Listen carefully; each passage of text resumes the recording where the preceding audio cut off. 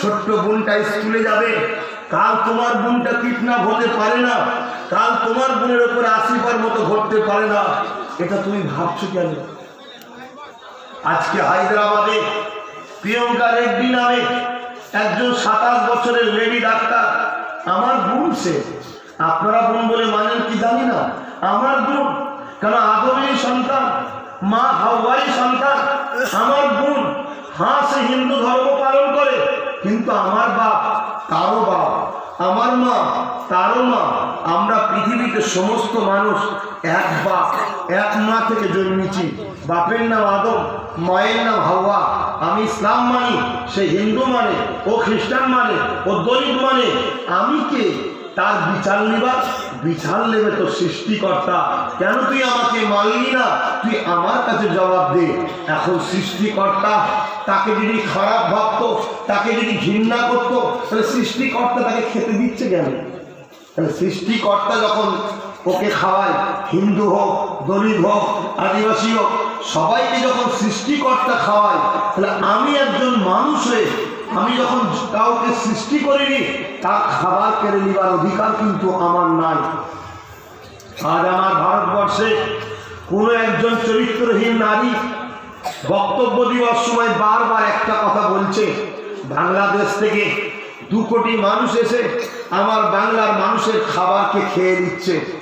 অথচ এই ভারতবর্ষের বিজেপি সরকার 2014 সালে যখন আসলো, সেই থেকে আজকে পর্যন্ত 29 জন ভারতবর্ষের টাকা 1,00,000 কোটি টাকা লুটে নিয়ে বিদেশে পালিয়েছে।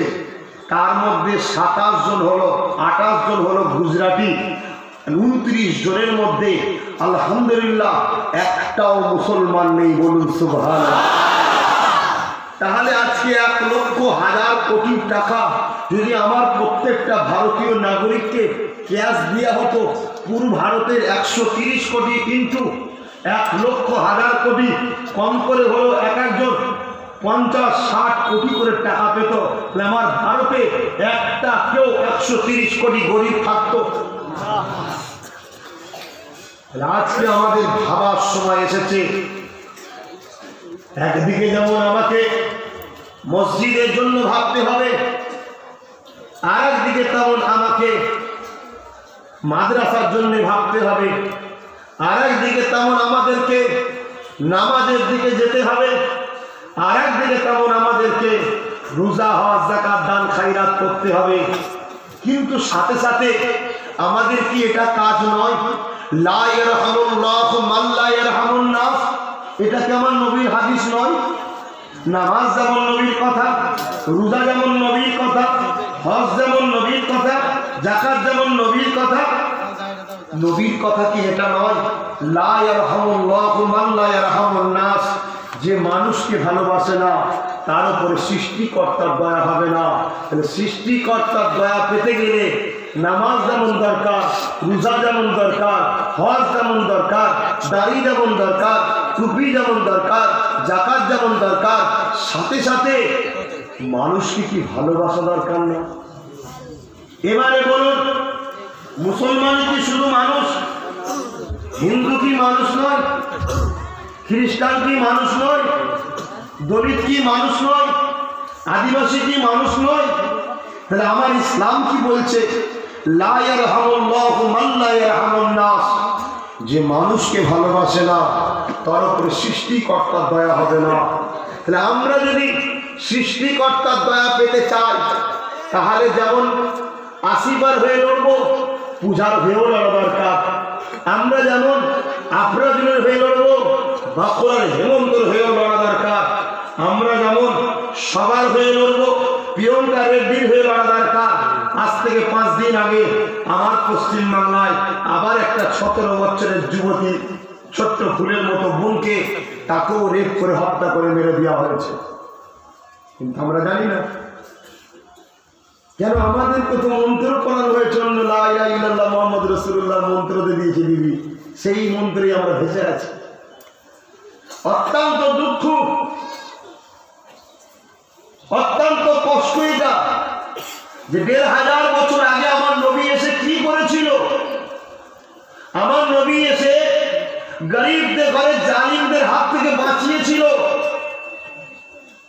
সেই গরিবগুলো আল্লাহ মানত না, তারাও লাতুস্তা হবলের পূজা করত।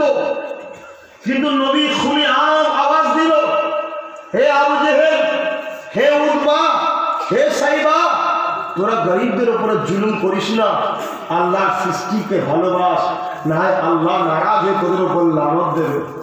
নবী পাকের সুন্দর ব্যবহার দেখে, নবী পাকের সুন্দর কাজ দেখে, নবী পাকের মানবতা দেখে ইসলামের সত্য যখন জানতে পারলো, তখন তারা আবু জেহেল ছেড়ে দিয়ে, উতবা ছেড়ে দিয়ে আমার রাসূলুল্লাহ দিকে এসেছিল।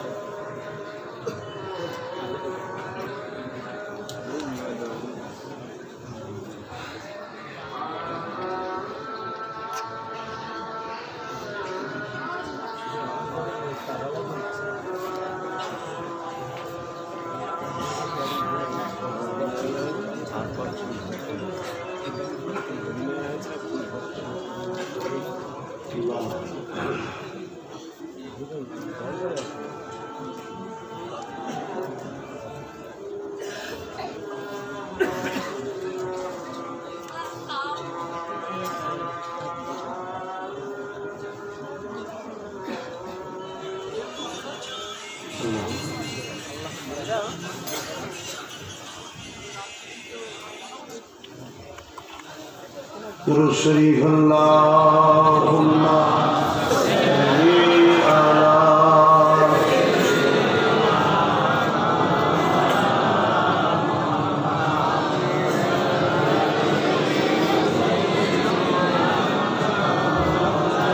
भाईरा सारा दुनिया जुड़े एकटाई कथा चलছে इस्लामेर बिरुद्धे षड़यंत्र करे एक श्रेणीर मानुषेर बोका बानाবার প্ল্যান চলছে। ভারতবর্ষে সমস্ত মানুষ মিলেমিশে ছিল, আজও আছে 70%। কিন্তু আজকে এক অপদার্থ সরকারের পিরিয়ডে এই ভারতবর্ষ একটা ষড়যন্ত্র চলছে ইসলামের বিরুদ্ধে।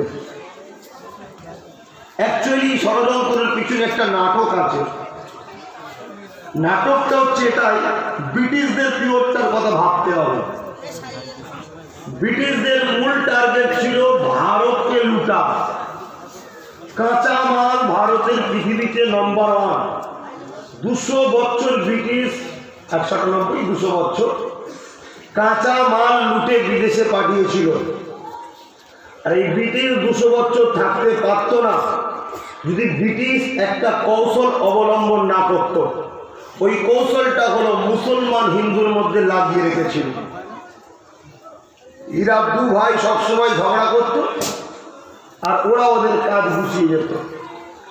নতুন করে 2014 সালে এই অপদার্থ সরকার বাংলা ভারতবর্ষের গদিতে আসে। যারা হলো ব্রিটিশদেরই চামচা, ব্রিটিশদেরই দালাল, তারা নতুন করে আবার ভারতকে লুটতে চাইছে। এখন কারো মনে প্রশ্ন জাগতে পারে, আপনি দেশের কথা বলছেন কেন? এজন্যে বলছি যে আমি যিনাকে নেতা বলে, রসুল বলে, পয়গম্বর বলে মেনে নিয়েছি, হযরত নবী মুহাম্মদ সাল্লাল্লাহু আলাইহি ওয়াসাল্লাম, তিনি শুধু আমার নেতা নয়, তিনি এসেছেন মানুষ জাতির জন্য। কিন্তু কেউ মানে কেউ মানে না, এসেছেন কিন্তু সবার জন্য। কোরআন শুধু মুসলমানদের জন্য নয়, কোরআন সৃষ্টিকর্তা পাঠিয়েছে মানুষ জাতির গাইড বুক হিসাবে। শান্তি যদি চাও কোরআন মেনে চলো। রসুলকে আল্লাহ পাঠিয়েছে মানুষ জাতিকে এই কোরআনটাকে বুঝাবার জন্য। সেই রসুলকে আমি মানি। তিনার জীবনীতে দেখা যাচ্ছে তিনি যখন মক্কা থেকে হিজরত করে ইয়াসরিবে যাচ্ছে, তখন তিনি নিজের দেশ মক্কার দিকে বারবার তাকাচ্ছে আর কাঁদছে। তাহলে আমার নেতা নিজের দেশের জন্য কেঁদেছে, আর আমি সেই নেতার অনুসারী দাবি করব আজকে আমার দেশ ধ্বংসের দিকে যাচ্ছে, আমি আমার দেশের হয়ে কথা বলা দরকার আছে না নাই? সেই জায়গায় কেউ যদি মনে করেন যে আপনি সব কথা কেন বলছেন, তেনাকে অনুরোধ করবো আপনি চলে যেতে পারেন। আমি অবশ্যই তোমাকে অনুসরণ করি না, আমি অনুসরণ করি মোস্তফা জানের রহমতকে।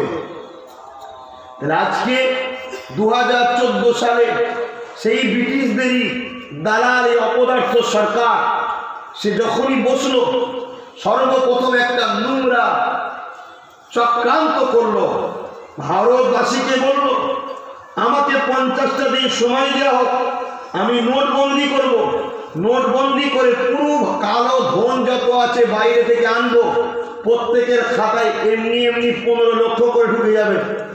কারো এলাকায় 15 লক্ষ ঢুকেছে কি জানি না, কিন্তু ভারতবর্ষের 50 কোটির ওপরে লক্ষ্যে 500 টাকা দিয়ে খাতা খুলিয়ে ওই টাকাটাও নিয়ে পালিয়েছে। শুনছেন তো?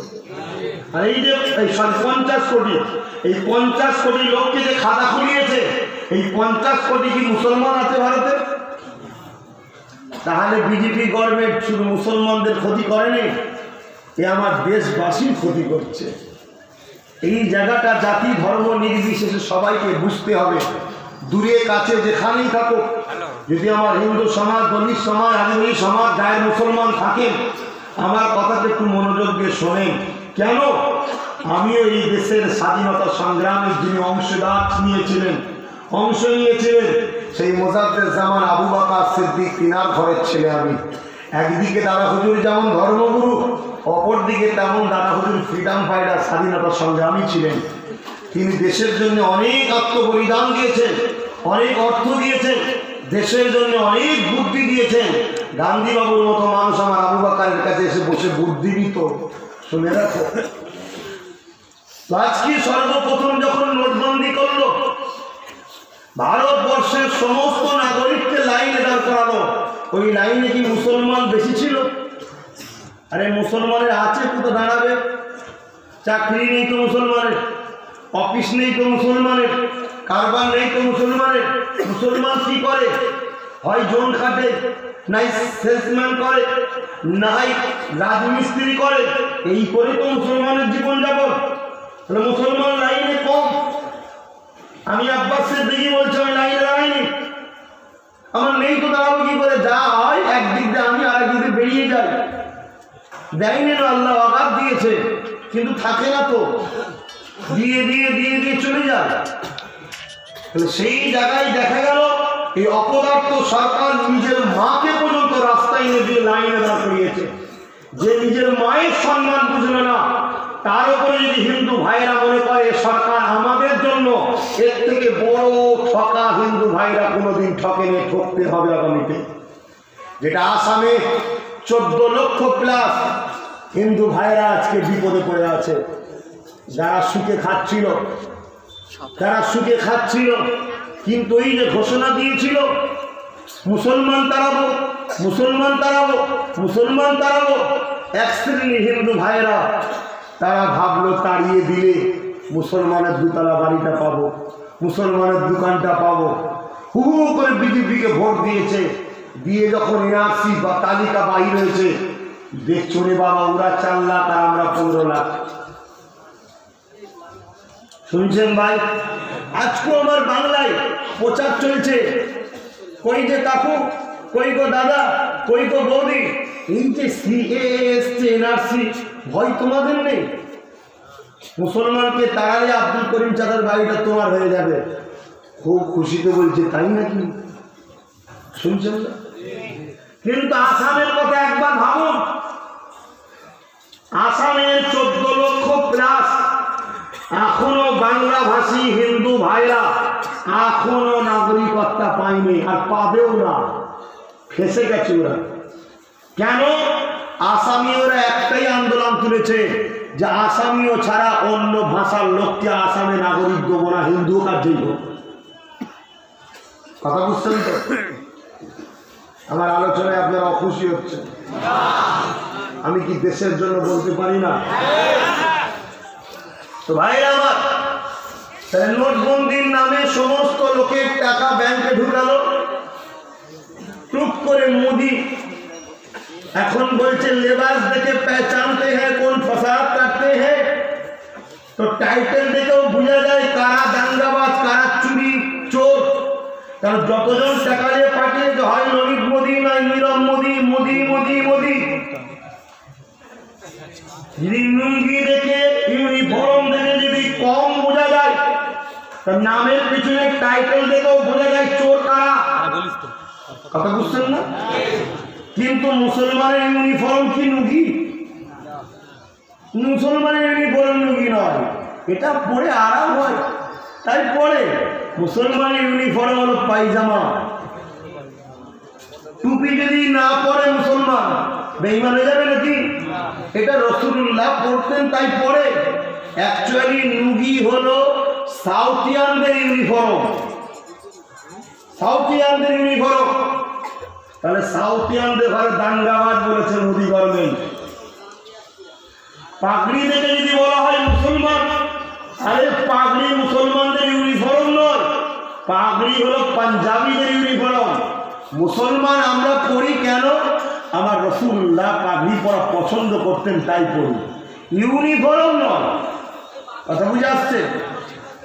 আর দাড়ি কো মশাল্লা মারহাবা আমাদের থেকেও শিখ পাঞ্জাবিদের আরো বড় বড়, ঠিক না বেটি? তো তাহলে আজকে আমার দেশে যত টাকা ছিল সব ব্যাংকে ঢোকালো, সেই টাকাগুলোকে 29 জন নিয়ে পালালো, তার মধ্যে 28 জন হলো গুজরাটে।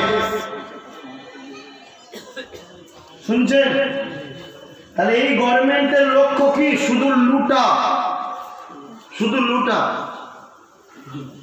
আচ্ছা একটু আল্লাহ মন্দির আল্লাহ একটু সাইড দেন, সাইড দেন। এমন হ্যালোজিন নিয়েছি বোঝাও দিচ্ছে না, একটু সাইড দেন।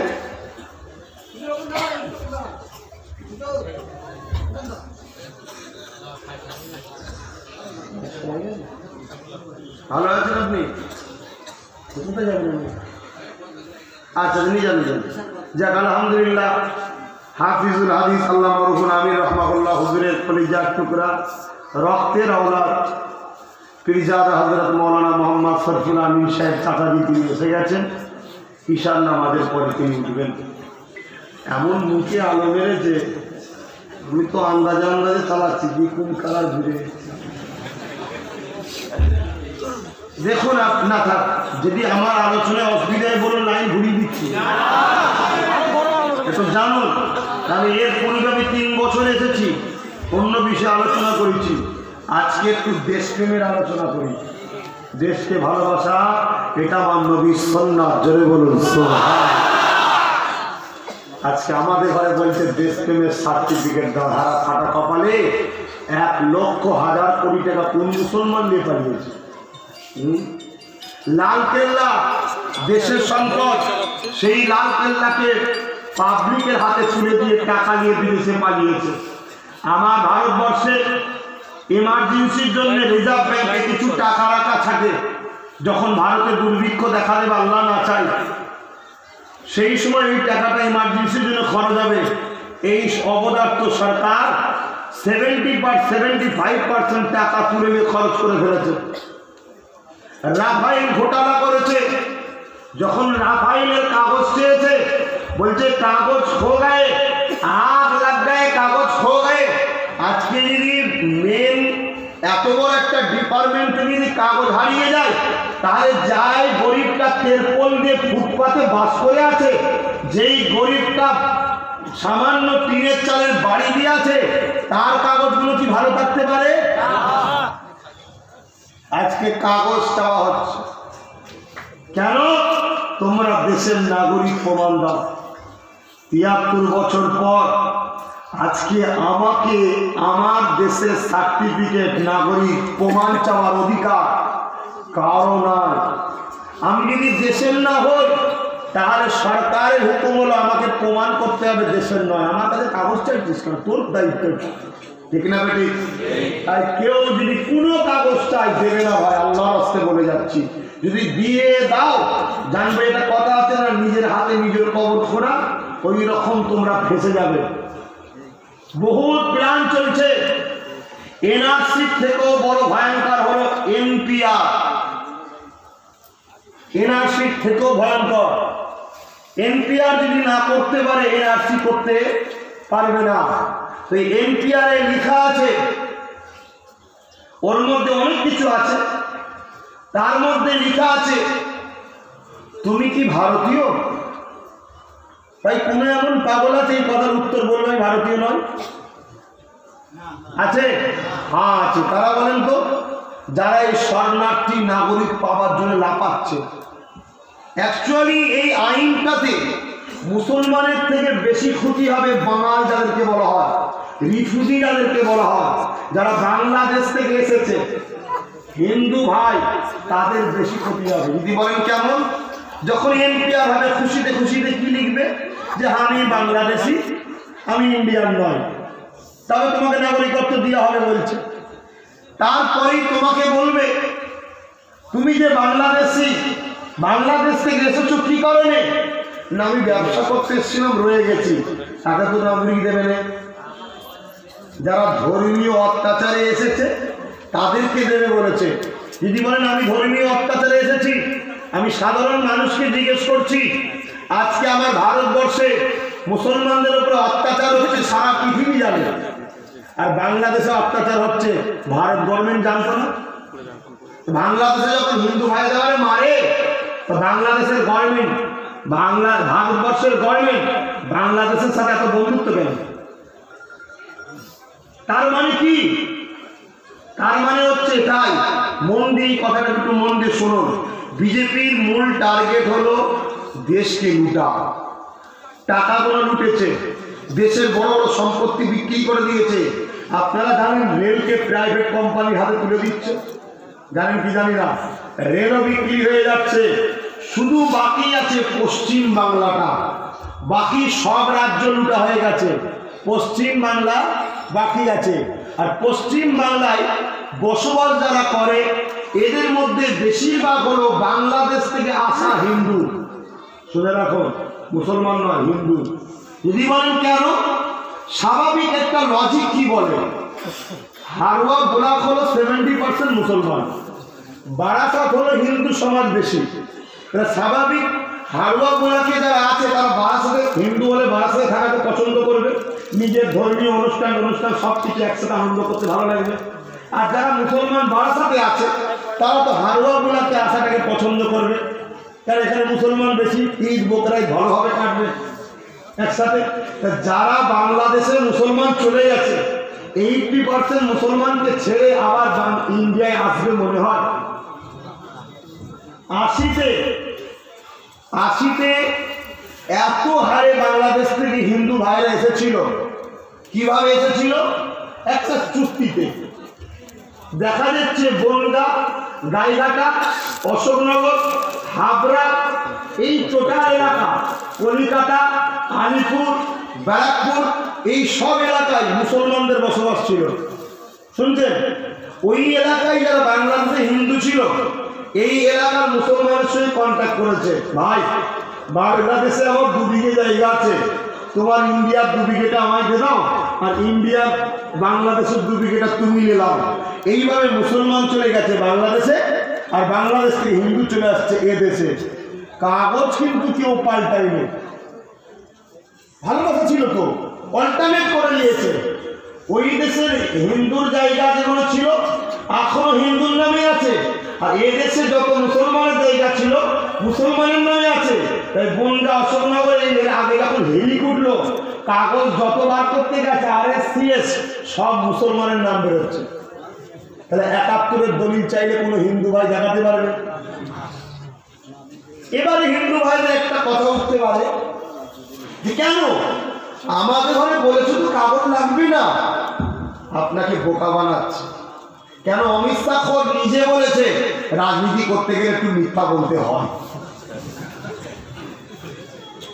দ্বিতীয় নম্বর কথা, অমিত শাহ খোদ নিজে আনন্দবাজার পত্রিকায় বলেছে কাগজ লাগবে না। তার 2 দিন পরে ইন্টারন্যাশনাল একটা চ্যানেলে বসেছিল, তেনাকে প্রশ্ন করা হয়েছে যদি কেউ কাগজ না দেয় তাহলে আপনি চিনবেন কি করে মুসলমান এই বাংলাদেশ থেকে এসেছে, হিন্দু চিনবেন কি করে? এখন যদি কোনো মুসলমান যে বলে দাদা আমি বাংলাদেশ থেকে এসেছি, আমার নাম হরিপদ, নামটা ঢুকিয়ে দাও, কোনো মুসলমান যদি বলে ওকে বেঈমান হয়ে যাবে? না না না, বেঈমান ইমানটাই ছেড়ে দেবো আমার, তাহলে নাগরিকত্ব পেয়ে যাবে। ও মাথা মোটার ব্রেনে ঢুকে গেছে কথাটা, ঠিকই তো। তখন বলছে নেই, डॉक्यूमेंट्स तो हर सबको देना पड़ेगा, एनआरसी पूरा मुल्क में होंगे। তার মানে কাগজপত্র পরে বলতে সবাইকে আবার দিতে হবে। তাহলে আজকে যদি হিন্দু ভাইদের বলে যারা বাংলাদেশ থেকে এসেছে 71 তো মুখে বলছে, কিন্তু কেউ কি আইনের কাগজটা পড়েছে? না, আইনের কাগজে 71 নেই, আইনের কাগজে লিখা আছে 46-এর দলিল লাগবে। শুনছেন ভাই? আর অমিত শাহকে আবার জিজ্ঞেস করেছে ঘুষপেটি কি শুধু মুসলমান? তখন ও বলেছে নেই, ঘুষপেটি তো ঘুষপেটি হতে হয়, মুসলমান हो या हिंदू हो सबको निकालना होगा। এটা ফট করে বেরিয়ে গেছে। এই যখনই বেরিয়ে গেছে সমস্ত হিন্দু ভাইরা কিন্তু এখন জেগে উঠেছে, আর কেউ বিজেপির উপরে ভরসা করছে না। তখন নতুন করে বলছে না, एनआरसी के बारे में तो कोई चर्चा अभी नहीं हुआ, अभी तो सीए, এখন তো শুধু सीए হচ্ছে, এনআরসির কথা এখন হয়নি। কত বড় মিথ্যে যেত এটা। আমি আগেই বললাম যে একটা মিথ্যা কথা বলে তার কোনো কথার উপরে বিশ্বাস করা আর উচিত হবে না। तो पहले एनआरसी नहीं होंगे, सीएए सिटीजनशिप अमेंडमेंट एक्ट, अर्थात पहले नागरिकत्व देंगे। हम तो किसी का नागरिकत्व नहीं ले रहे, नागरिकत्व दे रहे हैं তাদেরকে যারা বাংলাদেশ থেকে এসেছে। আমি জানতে চাই বাংলাদেশ থেকে যারা হিন্দু ভাই এসেছে ওরা কি ভারতের নাগরিক এখন নয়? যদি নাগরিক না হয় তাহলে ভোট দেয় কে? নাগরিক যদি না হয় চাকরি করে কে? নাগরিক যদি না হয় সব বেশিরভাগ আমার পশ্চিমবাংলায় কি বলে জ্যোতি বসুর আমলে যত পাশ থেকে বাঙাল এসছে তারা বড় বড় অফিস আদালতে চাকরি করছে, ঠিক না বেটি? তো যারা পশ্চিমবাংলার হিন্দু তারা কিন্তু চাকরি যতটা উপাস থেকে বাঙালগুলো এসেছিল সেই সকল ভাইগুলো যত চাকরি পেয়েছে। তাহলে আজকে যখন আপনি শরণার্থী হবেন, তাহলে সর্বপ্রথম আপনাকে কি করতে হবে? চাকরি থেকে আপনি বরখাস্ত হবেন। দ্বিতীয় নম্বর, আপনাকে ক্যাম্পে 5 বছর থাকতে হবে। ক্যাম্প কি জিনিস সেটা একটু শুনুন। ক্যাম্পটা হচ্ছে এমন একটা জায়গা যেখানে একটা টয়লেট থাকবে, 500 লোক লাইন দেবে। শুনছেন না? যেখানে কোনো ওষুধ, চিকিৎসা, কোনো সুবিধা থাকবে না, যেখানে মা, বোন, স্ত্রী, স্বামী থাকবে এক ঘরে, বউ থাকবে আর এক ঘরে, বাপ থাকবে আর এক ঘরে, মেয়ে থাকবে আর এক ঘরে, কোনো সেফটি নেই। যেখানে যে কোনো সময় আপনার স্ত্রীকে অন্যজন রেপ করতে পারে, আপনার মেয়েকে অন্যজন রেপ করতে পারে। হয়তো ভাষাটা খারাপ লাগছে, কিন্তু আমাদেরকে জানতে হবে, কারণ মা বেটির ইজ্জতকে বাঁচাবার জন্যে। আজকে যদি আপনাকে নাগরিকত্ব দেবেই বলে, তাহলে 5 বছর পরে পাবে।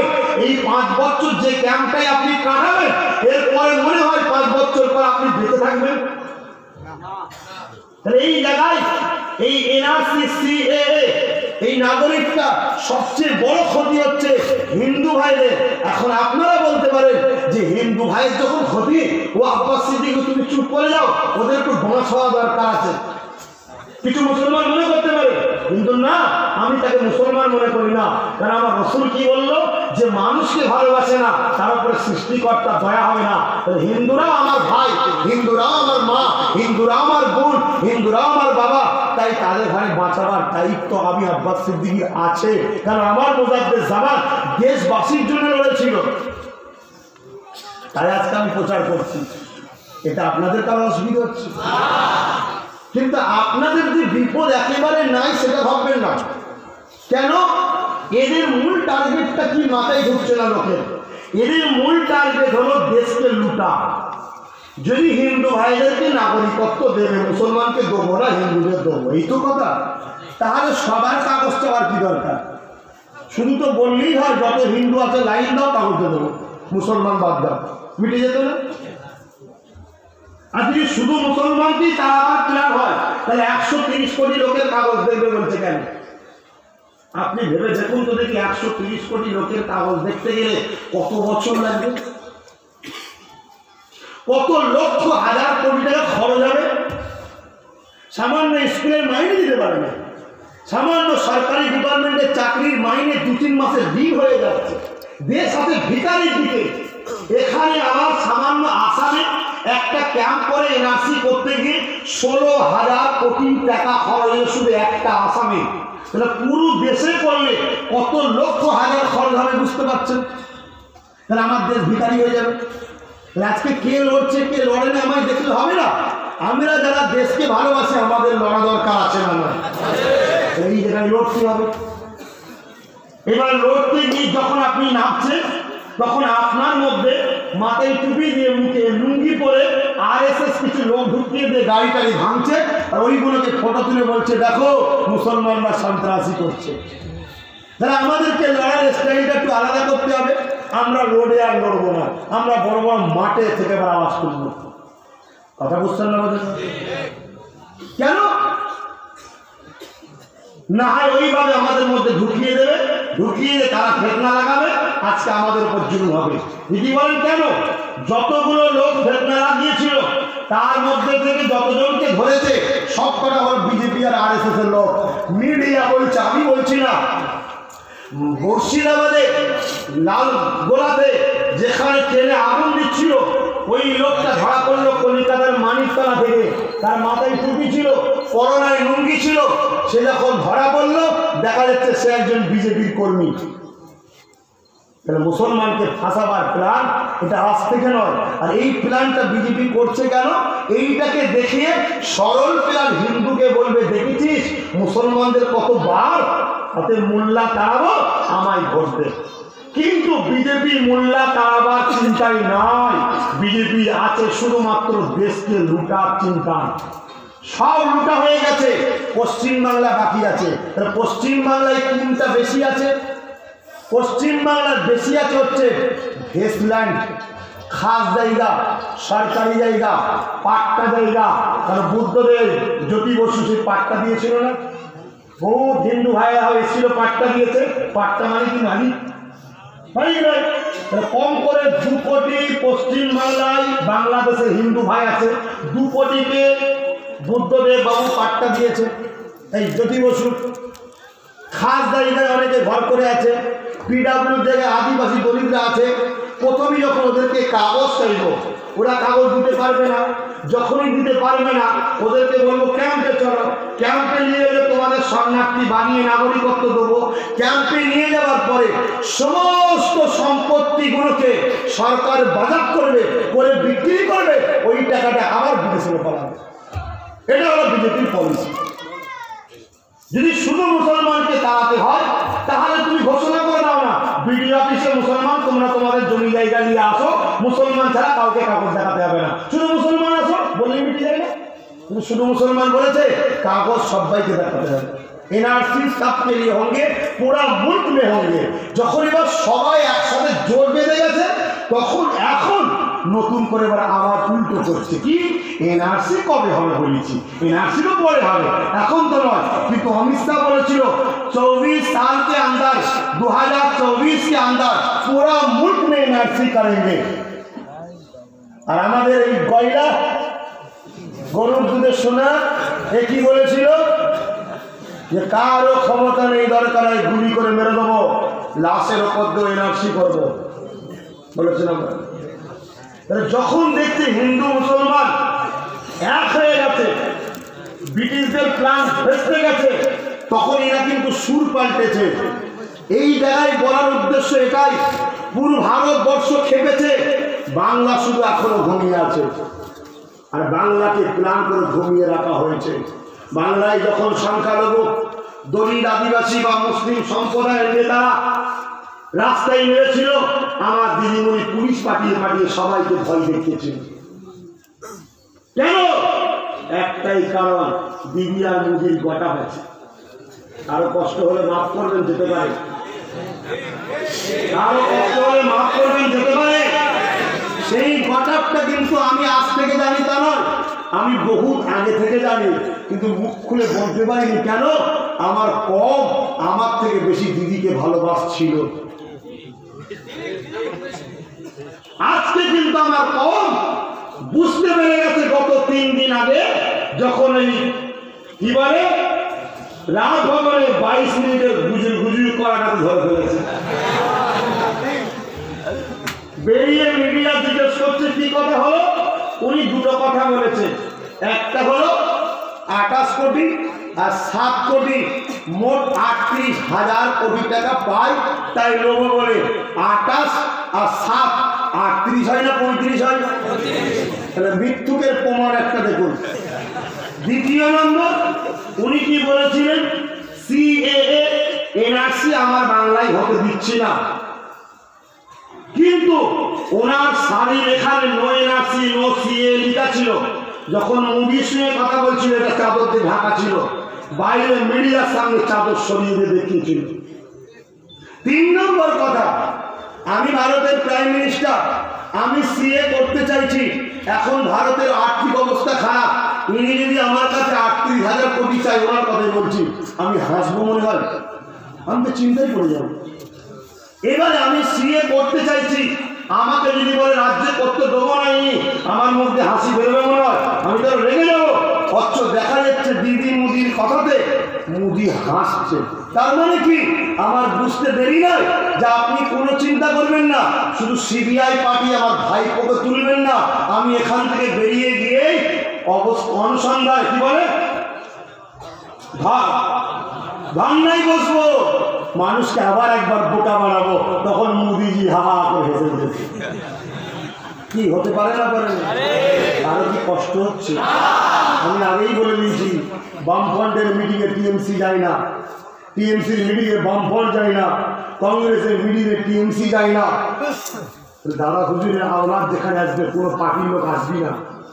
যদি মুরিদ হয়ে আয়, ইমানদার যদি হয়ে আয়, দেশপ্রেমী যদি হয়ে আয়, আর নাই পার্টির লোক আসবে না। কথা বুঝে আসছে?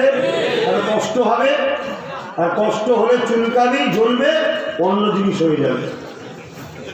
ভাই বোঝার দিন এসেছে, আজকে তাহলে আমি এই জায়গায় দাঁড়িয়ে কি বলবো? এনআরসি, সিএএ, এনপিআর মুসলমানের জন্য বিপদ না পুরো দেশবাসীর জন্য বিপদ? বলে বলো। আজকে পুরো দেশেতে সমস্ত ধর্মের মানুষ একসাথে আন্দোলন করছে, শুধু বাংলায় ঘুমোচ্ছে কেন? বাংলার গায়ের মুসলমান ভাইরা এখনো বিজেপির লাঠি খায়নি। দ্বিতীয় নম্বর হলো, বাংলার মুসলমানরা খুব দরদি একজন পাহারাদার ঘরের বাইরে রেখেছিল। ভাবছে আমার পাহারাদার আছে তো আমি নিশ্চিন্তায় ঘুমোই।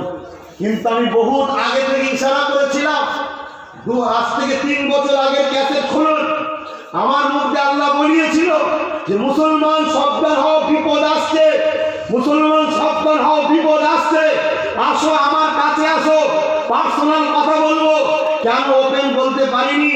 কারণ এদেরকে ইমামদের 2,500 খাইয়েছিল আর ঘুমটা দিয়ে হব্ব দোয়া করেছিল, এরা খেতে যেতে পারে, তাই এদেরকে আস্তে আস্তে বুঝাবার চিন্তা আমি ঠিক করেছিলাম। কিন্তু আজ আমি 3 বছর আগে বলেছিলাম যে ঠিক আছে দরওয়ান রেখেছো বাইরে, ঠিক আছে, কিন্তু দরওয়ানের উপরে পুরো ভরসা করে ঘুমাওনি, ভেতর থেকে একটু দরজাটা লাগিয়ে শো। রাতারাতি যদি মুদির সঙ্গে গটা কেস হয়ে যায় তোর ঘরে ঢুকে জমাই করে দেবে। আজকে বলো ইউপিতে কি হচ্ছে জানো? তোমাদের কাছে কোনো খবর আছে? কাশ্মীরে কি হচ্ছে জানো? তোমাদের কাছে কোনো খবর আছে? না। কাশ্মীরের 95,000 যুবক এই 2 মাসের মধ্যে কাশ্মীরে গায়েব, নিখোঁজ। তাদেরকে নিয়ে যে এনকাউন্টার করে মেরে বরফের মধ্যে ঢাকা দিয়ে দিয়েছে, পুরো নেট বন্ধ। যদি বলেন আব্বাস সিদ্দিকী আপনি কি করে জানেন? আরে আমি যে ঘরের সঙ্গে সম্পর্ক আমার, তাম পৃথিবীর এমন কোন শহর নেই যেখানে আমার আবু বকর সিদ্দিকীর মুরিদ নেই, আছে না? ঠিক না? সবাই আমাদেরকে ভালোবাসে, তারা কাঁদছে কি করে ঘরে পালাবো। ভাইজান দোয়া করেন, কোনো চিন্তা করবি নি, নামাজটা শুধু পড়বি, তোর আল্লাহ তোকে বাঁচিয়ে দেবে। আজ আমরা যুবকরা নামাজ ছেড়েছি, এটা আমাদের অন্যায়। মসজিদগুলোকে আবাদ কর, আমার আল্লাহ তোদের ঘরগুলোকে আবাদ রাখবে। মসজিদকে ছেড়ে দিবি, তোদের ঘর থেকে জালিম সরকার দিয়ে আল্লাহ বার করে দেবে। কথা মাথায় ঢুকছে? আজকে ইউপি তো নেট বন্ধ, ইউপি মুসলিম বাড়ি বাড়ি ঢুকছে পুলিশে, কিন্তু তারা পুলিশ নয়, তারা পুলিশের ইউনিফর্ম পরে আরএসএস এর প্যাডা সব বাড়ি বাড়ি গিয়ে ঢুকছে, দরজায় লাথি মারছে, যুবক ছেলেটাকে এনকাউন্টার করছে, মেয়ে থাকলে রেপ করছে, স্ত্রীকে রেপ করছে। কাল তোর বাংলায় হবে না, কি মানে আছে বলো? ভুল বলছি? তোমার বোনের, তোমার মায়ের, তোমার বেটির ইজ্জতটা তুমি মমতার হাতে দিয়ে রেখেছো। তোমাকে ভাবতে হবে না? তোমাকে বাঁচাতে হবে না? তোমাদের এলাকার যে এমপি সাহেবা কি ফাঁসালো তোমাদের ঘরে? হ্যাঁ, ফাঁসাইলে তোমাদের ঘরে। যখন এনআরসির বিরুদ্ধে ভোট হচ্ছিল, এনপিআর এর বিরুদ্ধে ভোট হচ্ছিল, সি এর বিরুদ্ধে ভোট হচ্ছিল, এ তখন বলতে আমি ফিলিং করাতে ব্যস্ত। আজকে তোমরা ভুল করেছো না করোনি? এই জোরে বলো, ভুল হয়েছে না হয়নি? আগামী দিন কি আবার ভুল করতে চাও? 2021-এ যদি তোমরা একবার ভুল পদক্ষেপ করো, তোমাদের ঘরের নাম নিশানা মিটিয়ে দেবে। আমি বলে গেলাম, তোমাদের চোখের সামনে মায়ের রেপ করবে, দেখতে পারবে তো? এই কথাটা খারাপ লাগছে নাকি? হাকিকাতে ভোট ব্যয় বলে দিয়ে যাচ্ছি। তোমাদের চোখের সামনে তোমার বোন তোমার স্ত্রীকে রেপ করবে, দেখতে হবে। যদি আব্বাস সিদ্দিকীর কথাটা যদি অমান্য করে নাও, কারণ 21 পর্যন্ত কিন্তু তোমাদের এখনো সুযোগ আছে। আর এই যে আগুনটা জ্বলে উঠেছে দেশ জুড়ে, এই আগুনটাকে নিভাতে দিলে হবে না। কারণ এই আগুনে যেখানে যেখানে ভোট হচ্ছে বিজেপির কবর হয়ে যাচ্ছে। তাই নতুন করে বিজেপি বাঁচার জন্য নিজেদের মতকে চেঞ্জ করছে। তাই মুসলিম, দলিত, আদিবাসী, হিন্দু সবাইকে বলবো যে একবার মিথ্যা বলে তার উপরে ভরসা করবে না। মোদি বলেছিল হার সাল মে 2 করোড় নকরি মিলেঙ্গে। 2 করোড় নকরি কি আর প্রতি বছরে হচ্ছে? কটা হিন্দুর চাকরি হয়েছে জানি না, তবে আমার জানা আছে এই মোদির আমলেতে 95 লক্ষের উপরে হিন্দু ভাইদের চাকরি থেকে বরখাস্ত হয়ে গেছে। আজকে ভেবে রাখো বলেছিল 15 লক্ষ টাকা আসবে, এসেছে কি কোন হিন্দু ভাইয়ের অ্যাকাউন্টে? আসেনি। আজকে বলেছিল যে তেল, পেঁয়াজ, শাক সবজি সব পানির দামে পাওয়া যাবে। এখন পেঁয়াজি খেতে গেলে বাঁধাকপি দিচ্ছে, পেঁয়াজি বাঁধাকপি দিচ্ছে। হ্যাঁ, এ তো বাঁধাকপি রে, বলছে এটাকে পেঁয়াজি মনে করে নিয়ত করে খান, তাহলে 160 টাকা। তাহলে পেঁয়াজ কি শুধু মুসলমান খায়? হ্যাঁ, তাহলে ক্ষতিটা কাদের হচ্ছে? পুরো দেশবাসী হচ্ছে। ভেবে দেখুন, এই জায়গায় আমাদের আন্দোলনের দরকার আছে। কিন্তু আপনারা আমার কমের মানুষ, আপনাদের একটা খাস স্পেশাল কথা জিজ্ঞেস করছি। আজকে 73 বছরে দলিত আদিবাসী তারা কি বঞ্চিত নয়? আদিবাসী বলেন, আদিবাসী আদিবাসী সম্প্রদায়ের একজন নেতা একটা আন্দোলন তুলেছে। আন্দোলনটা আমি সাপোর্ট করেছি, আপনাদের পছন্দ কি জানি না। আন্দোলনটা হলো এটাই যে এনআরসি করা হবে, এনআরসি করা হবে, কিন্তু ওই 71, 46 নয়, এনআরসি করতে হবে 5000 বছর আগে থেকে। কেন আবেদন করেছে? 5000 বছর আগে যদি এনআরসি করা হয়, ভারতবর্ষে একটা কেউ থাকবে না, শুধুমাত্র আদিবাসীরা থাকবে। এটা তো আদিবাসীদের দেশ। আদিবাসী যারা মানে আদিবাস এখানে যাবে, কথা বুঝছে না? কিন্তু আজকে দুঃখের সাথে বলছি, আদিবাসী ভাইরা আছে কি জানি না। আপনারা ভাবুন, আপনারা আদিবাসী হওয়ার পরও আপনাদের নিজের জমি মালিক আপনারা নয়। আপনারা যদি আপনাদের জমির মালিক হতেন, তাহলে আপনার জমি জনগণ কিনতে পারে না কেন? সরকার আপনাকে দয়া করে বাঁচার জন্য থাকতে দিয়েছে। আদিবাসী বসবাস কোথায়? রেল লাইন ধারে, ফুটপাথের ধারে, পিডব্লিউর জায়গায়, রেস্টল্যান্ডে। আজকে বলুন, আদিবাসীদের বাড়ি কেমন? দুতলা নেই, মাটির ঘর, কুড়ে ঘর। আদিবাসীর বাচ্চারা শিক্ষিত হতে পারেনি। বড় প্ল্যান করে এই বিদেশি ব্রিটিশদের দালালগুলো এরা কিন্তু এইভাবে প্ল্যান করেছে, কথা বুঝছেন না? তাহলে যদি এনআরসি করতে হয়, তা আদিবাসীদের কথাটাই করা হোক, সবাই চলে যাবো, শুধু আদিবাসীরা থাকবে, কথা বুঝছেন না? বুঝছেন না? হ্যাঁ, তাহলে আজকে আদিবাসী ভাইরা তারা বুঝতে পেরেছে। আজকের কথা বলছি, একজন হিন্দু ভাই খুব কথাগুলোকে বুঝবে, চ্যাটার্জি। চ্যাটার্জি হলো নাকি সবথেকে বড় হিন্দু ধর্মের, জানি না কারা বললো। চ্যাটার্জি আমার কাছে এসেছিল, এসে আজকে বলছে যে আপনাকে সামনে রেখে আমরা হিন্দু সমাজ দেশ বাঁচাবার জন্য নাচতে রাজি আছি, আপনি আমাদের লিডারশিপ দেন। আজকে দরিদ্র আমার পাশে আসছে, আদিবাসীরা আমার পাশে আসছে, বঞ্চিত গরিব নিচু জাতের হিন্দুরা আমার পাশে আসছে। সেই জায়গায় আমার কওমকে জিজ্ঞেস করছি, দেশ বাঁচাবার স্বার্থে আপনারা কি আমার পাশে দাঁড়াবে? দাঁড়াবেন? সংবিধান বাঁচাতে গিয়ে দাঁড়াবে? আর একটা কথা জিজ্ঞেস করি, তাহলে দিদি আমাদেরকে ভাসালো না ডুবালো? আজকে আমি কলকাতায় প্রেস কনফারেন্সে জিজ্ঞেস করেছিলাম যে বাংলার মুখ্যমন্ত্রীকে জবাব দিতে হবে যে 8টা এমপি কেন এনআরসির বিরুদ্ধে ভোট দিল না, এটা জানার অধিকার নেই। আমি জিজ্ঞেস করেছিলাম রাজ্যসভায় বিল পাস হলো কি করে? রাজ্যসভায় টিএমসি কি বলে বিজেপির 13টা সিট কম হচ্ছিল, আর দিদিরই 13টা আছে, শুনছেন? আমি জিজ্ঞেস করেছিলাম এই 13টা কি করে গেল? 13টা তো কম হচ্ছিল, এই 13টা দিল কারা? না হয় রাজ্যসভায় কিন্তু বিল পাস করতে পারতো না, বুঝে আসছে মাথায়?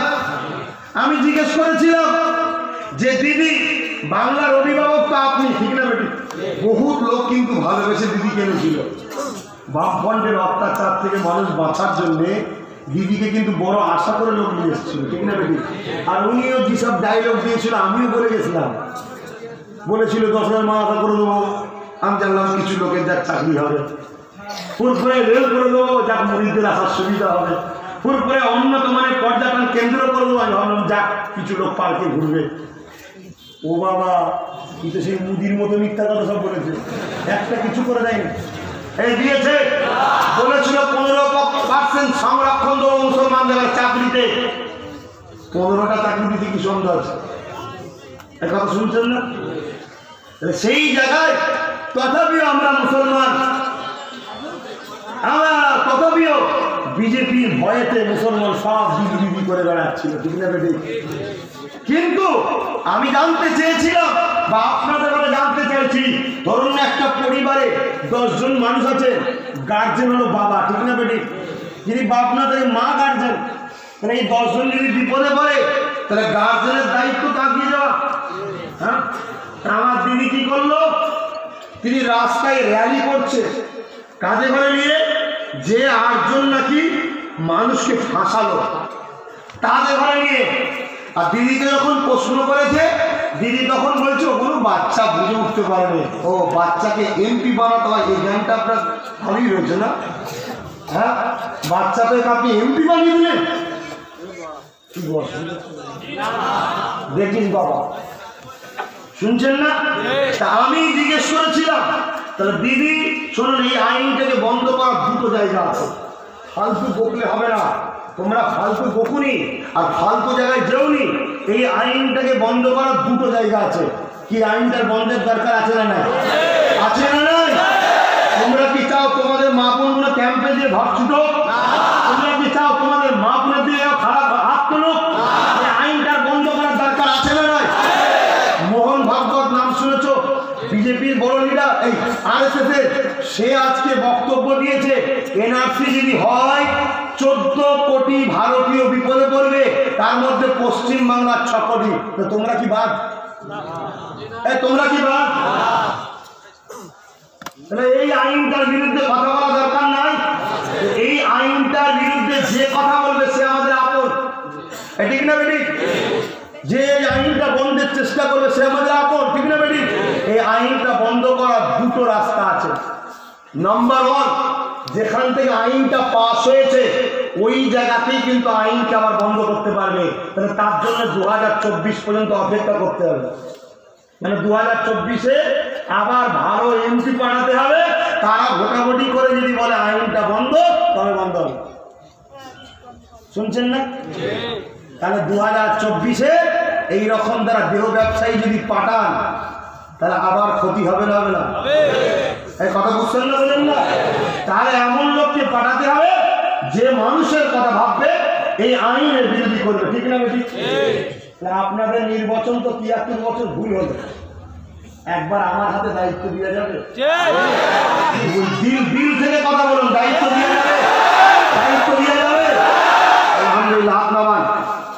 শোনো, আমি বলছি, সব বিরক্ত নিচ্ছেন না তো? আল্লাহ তাআলা আল্লামা হুজুর আওলাদ এসছে, উনিও আজ করবেন। ও আমার ছোট্ট আয়োজন আছে তো, মাশাআল্লাহ, খুশির কথা, তিনি আল্লাহ তাআলা আজ করবে। কিন্তু ভাই আমি এতটুকু বুঝি, আমার ইসলাম বলেছে খাবার যদি সামনে এসে যায় আগে খেয়ে নে, তারপরে নামাজ পড়, নাই নামাজে দাঁড়িয়ে খাবারের কথা মনে করবি, ইতমিনান হবে না। তাহলে আমার মা যদি বিমারে ছটফট করে বিছানায় পড়ে থাকে, আমার নামাজে ইতমিনান হতে পারে না ভাই। আমার মেয়ে বড় হচ্ছে, তার বিয়ে দিতে পারি না, আমি বাপ নামাজে দাঁড়িয়ে কিন্তু আমার নামাজের দিকে পুরো মনটা আসবে না ভাই, ঠিক না বেটি? নামাজ যেমন পড়তে হবে, এইসব সমস্যার সমাধানের রাস্তাও বার করতে হবে ভাইয়েরা আমার। তাহলে আজকে আমি বলতে চাইছি, 2 নম্বরে আইনটাকে বন্ধ করার একটা রাস্তা, সেটা হলো সুপ্রিম কোর্ট। নাম্বার 1 যেখান থেকে আইন পাস হয়েছে। 2 নম্বর হলো কে পারবে? জোরে বলুন, সুপ্রিম কোর্ট। তাহলে বাংলার অভিভাবককে আব্বাস সিদ্দিকী, এই আব্বাস সিদ্দিকী আমাদের ভালোবাসার দিদি কি? আরে কত ঘন্টা দিয়ে দোয়া করেছে আমাদের জন্য, ভুলে গেছে? কত ইফতার মাহফিল করেছে, বেল জানাতে নিয়েছে, ভুলে গেছে? হারাম করে খেতেও লজ্জা লাগে না?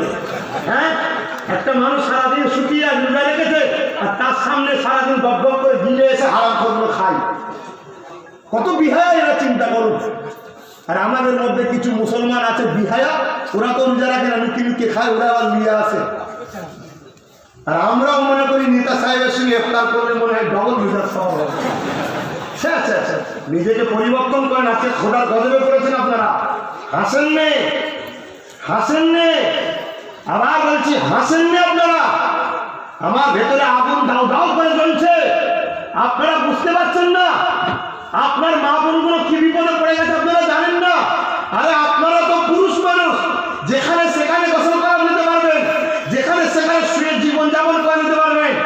আপনার মা, আপনার বোনটা, আপনি ছেলে আপনার সামনে কোনোদিন কাপড় পাল্টাইলে তাকে পরপুরুষের পাশে শুতে হবে, সেই দিনটা আসছে। ভাষাটা খারাপ লাগলে মাফ করবে, আমার থেকে সরে যান। আমি খুব ভালোবাসি আপনাদের ঘরে, কিন্তু আমি অন্যায় দেখে সহ্য করতে পারবো না।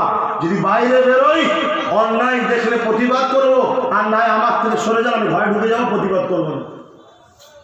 কারণ আমি কোনোদিন কোনো অন্যায়ের কাছে আপোষ করিনি আমি।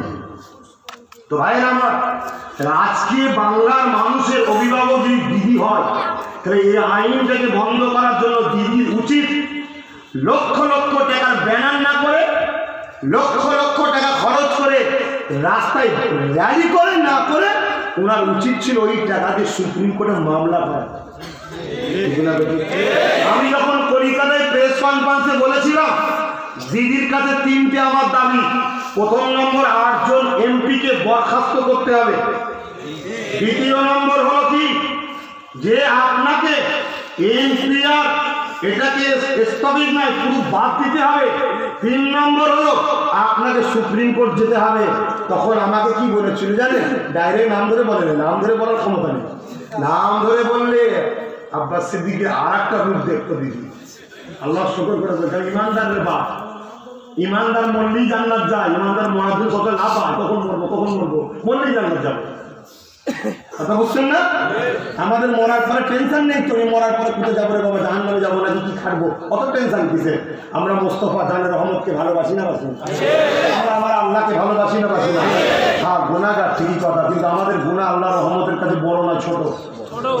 অতএব আমরা মরলেই জান্নাত যাবো ইনশাআল্লাহ, ওই জন্য আমরা ভয় করি না। নাম বলেনি, ইশারাই বলেছিল বিজেপির দালালকে মা করি না, বলেছিল না? আরে আওলাদের রসুলকে এই বদনাম দেবে, তার উপরে খোদার মার হবে না?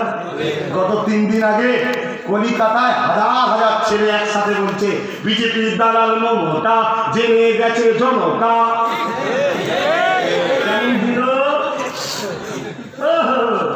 আওলাদের রসুলকে তুমি ইশারাই বললে, খোদার মার কেমন হলো? ওনার উচিত হবে ক্ষমা চেয়ে নিয়ে নিজের স্টাইলটাকে পরিবর্তন করে নেওয়া। কথা বুঝতেন না? কথা। আর যদি মনে করেন যে না আমি বিশাল শক্তিমান, শোনেন, সাপ যা পায় না তাই মোচড় দেয়। সাপ যা পায় তাই মোচড় দিয়ে ভাঙতে যায়। এখন যদি একটা ধারালো তরোয়ালকে মোচড় দিয়ে ভাঙতে যায়, তাদের সব জায়গায় পাওয়ার দেখাতে নেই। ইমানদারের সঙ্গে কেউ পাওয়ার দেখতে পারবে না। যদি পারতো তাহলে মুসা কালিমুল্লাহ মিটে যেত, ইব্রাহিম খলিল মিটে যেত, খাজা গরিবে নওয়াজ মিটে যেত, মুজাদ্দিদ আল কাসানি মিটে যেত। ইমানদারের সঙ্গে যে যে পাল্লা নিচে আল্লাহ তাকে তাকে মিটে যেতে, ঠিক না বেটি? তো ভাইরা, আজকে সেই জায়গায় আমি যখন বললাম যে আপনাকে যেতে হবে সুপ্রিম কোর্টে, তখন আমাকে বলছে যে আমাকে হুঁশিয়ারি দিচ্ছে ১,৫০০ রাত 2:15 আমার বাড়ি পুলিশ পাঠিয়েছে। ১,৫০০ রাত শুনছেন? আজকে আমি জানতে চাই, বাংলার মানুষ কেউ তাবলীগ করে, কেউ জামাত ইসলাম করে, হয়তো আমাকে সবাই পছন্দ নাও করতে পারে, কিন্তু প্রত্যেকটা জামাতের লোক হুরবাকি আবু বকরকে ভালোবাসে না, বাসে না?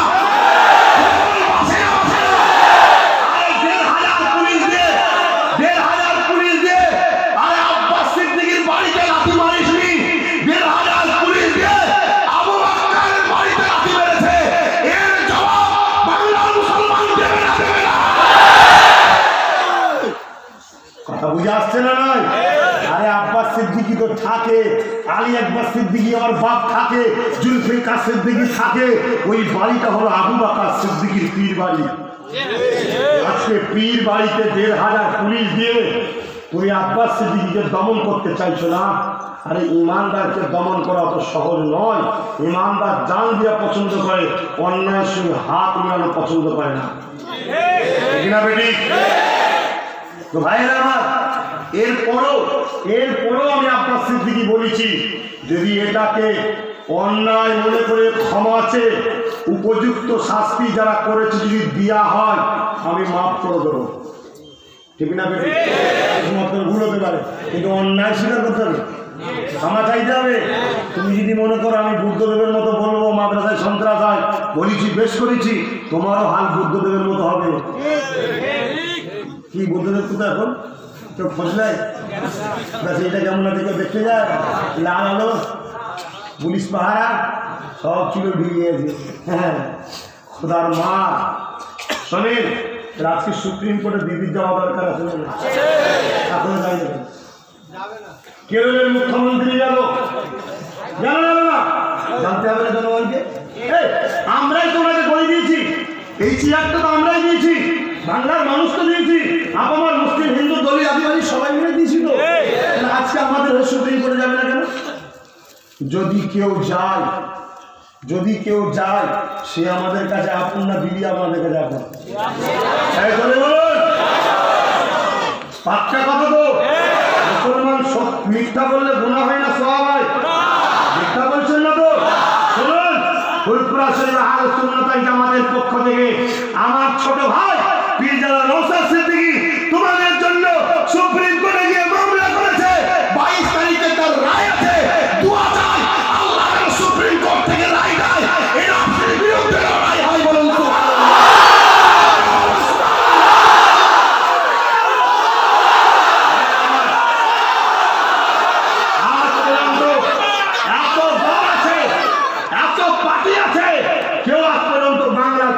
যায়নি, সব শুকনো দরদ শুধু আন্দোলন দেখাচ্ছে।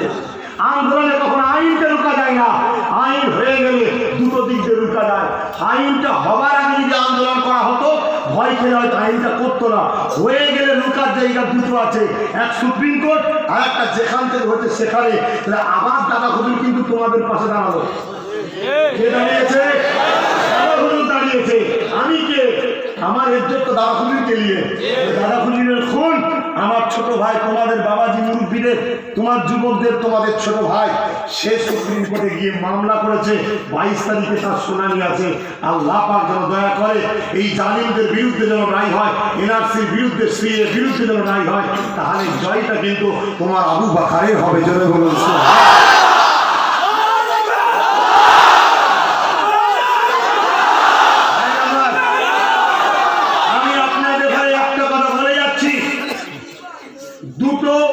রাজ্যের উদাহরণ দিয়ে একটা কথা বলে যাচ্ছি।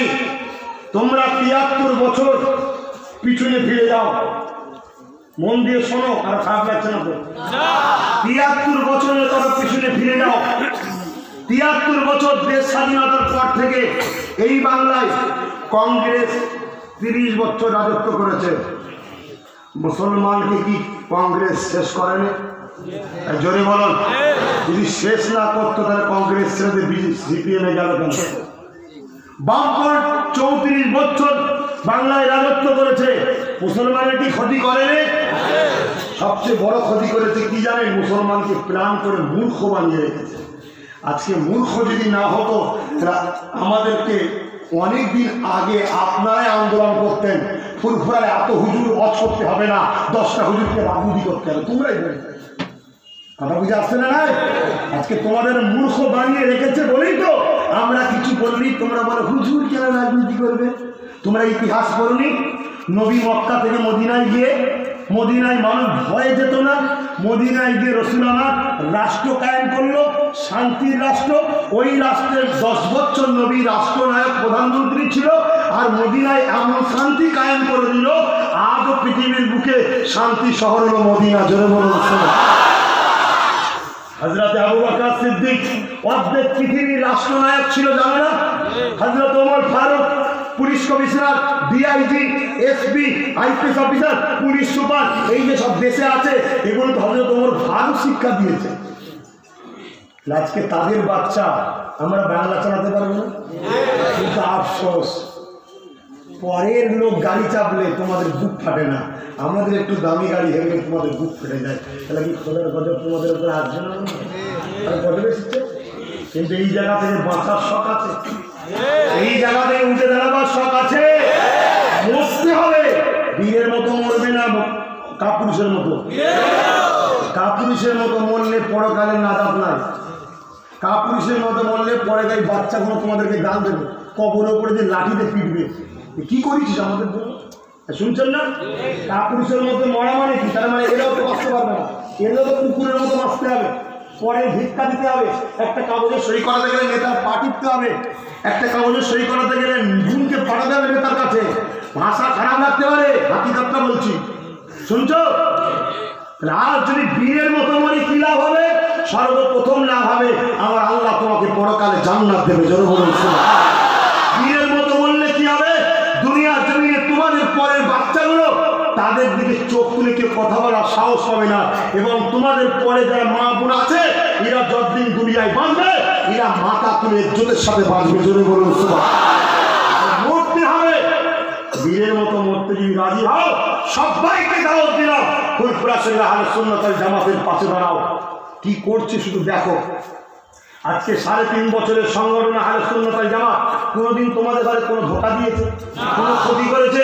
তোমরা আগে টাকা না নিয়ে গাঁটের পয়সা থেকে 100 বিঘে জায়গা কিনেছিলাম, কত 23, কে 4 বিঘে, কে 3 বিঘে, নানা রকম কথা বলেছিল না? তোমরা যারা গিয়েছিলে কি 100 বিঘে না 1 বিঘে যেতে এসেছো? টাকা দিয়ে কিনিনি। আজকে যদি নিজের গাঁটের পয়সা থেকে তোমাদের বাচ্চাদের ভবিষ্যৎ, আমি চাই মুসলমান, গরিব, আদিবাসী যারা বঞ্চিত এই 3 সম্প্রদায়ের বাচ্চাকে পড়িয়ে ডাক্তার বানাবো, উকিল বানাবো, জজ বানাবো, ডিএম বানাবো, আইপিএস অফিসার বানাবো। আমাদের ঘরে কেউ মিথ্যা মামলা দিলে আমাদের পুলিশ অফিসাররা লড়বে, আমাদের ঘরে মিথ্যা কেসে জড়ালে আমাদের জজ, আমাদের কোর্টে উকিল লড়বে। এটা দরকার আছে না? না, আমাদের চিন্তা হলো সব হিসাব করো, সব হিসাব করো। এগুলো তো একদম শয়তানদের কাজ। আরে হাফেজ করতে কে মানা করেছে? কিন্তু হাফেজ যদি তুরস্কর প্রধানমন্ত্রী হতে পারে তাহলে আমার বাচ্চাটা হাফেজের কেন ডাক্তার হতে পারবে না? হাফেজ যদি তুরস্কর প্রধানমন্ত্রী হতে পারে আমার বাচ্চাটা হাফেজের পরে কেন পুলিশ অফিসার হতে পারবে না?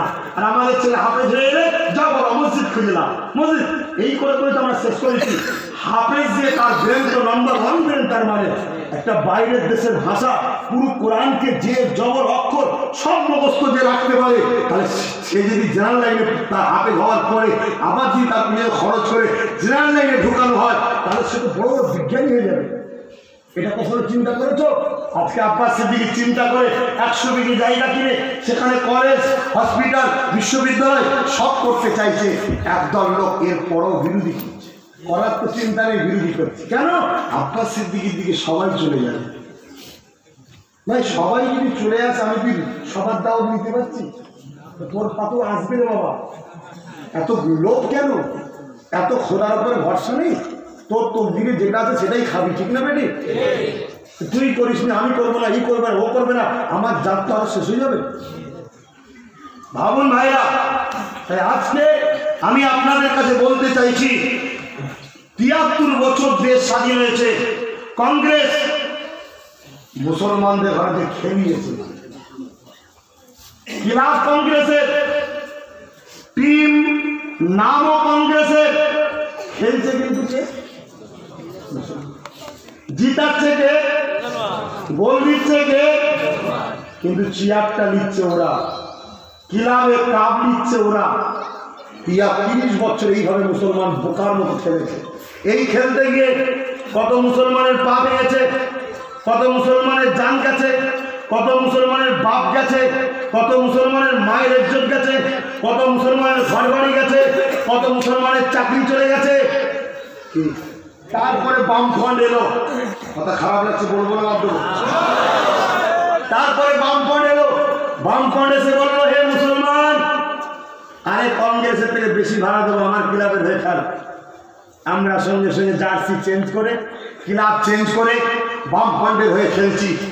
কত বাড়ি, কত জান, কত মা, কত বোন সব লুটিয়ে দিয়ে মুসলমান গোল দিয়ে জিতিয়ে জিতিয়ে জিতিয়ে 34 বছর বামফ্রন্টকে জিতিয়েছে। কিন্তু মুসলমান আজকে তোমার আমার কি হলো কখনো একবার ভাবলো না।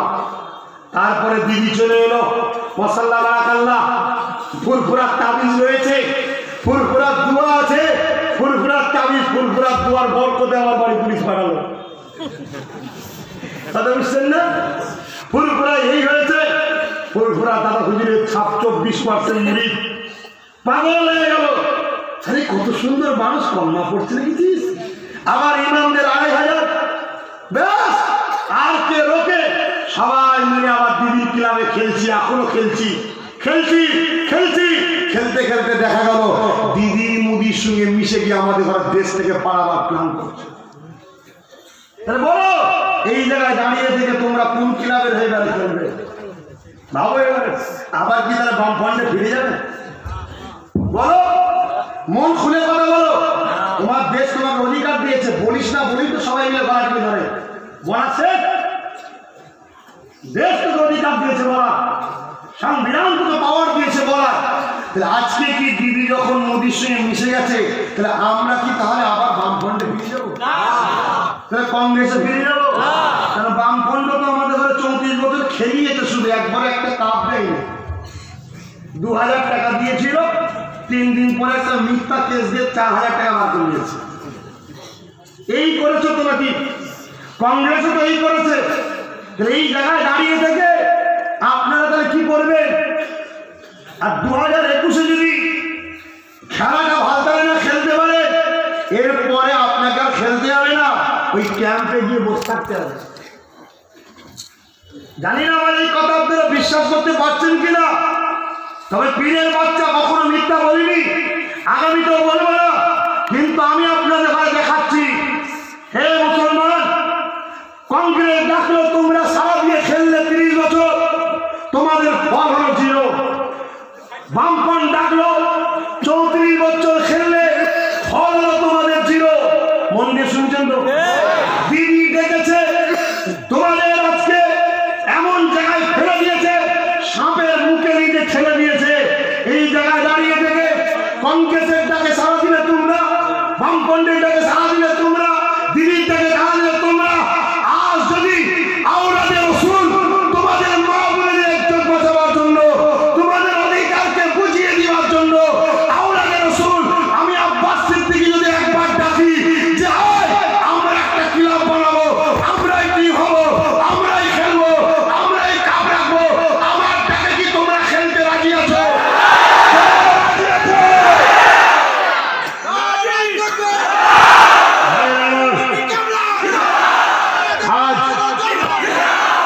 মুসলিম, দলিত, আদিবাসী এই 3 সম্প্রদায়কে নিয়ে আমি আব্বাস সিদ্দিকী একটা ক্লাব বানাতে চাইছি। ওই ক্লাবটার মালিক হবে তোমরা, খেলবে তোমরা, কাপ নেবে তোমরা, আমি শুধুমাত্র কোচ হব।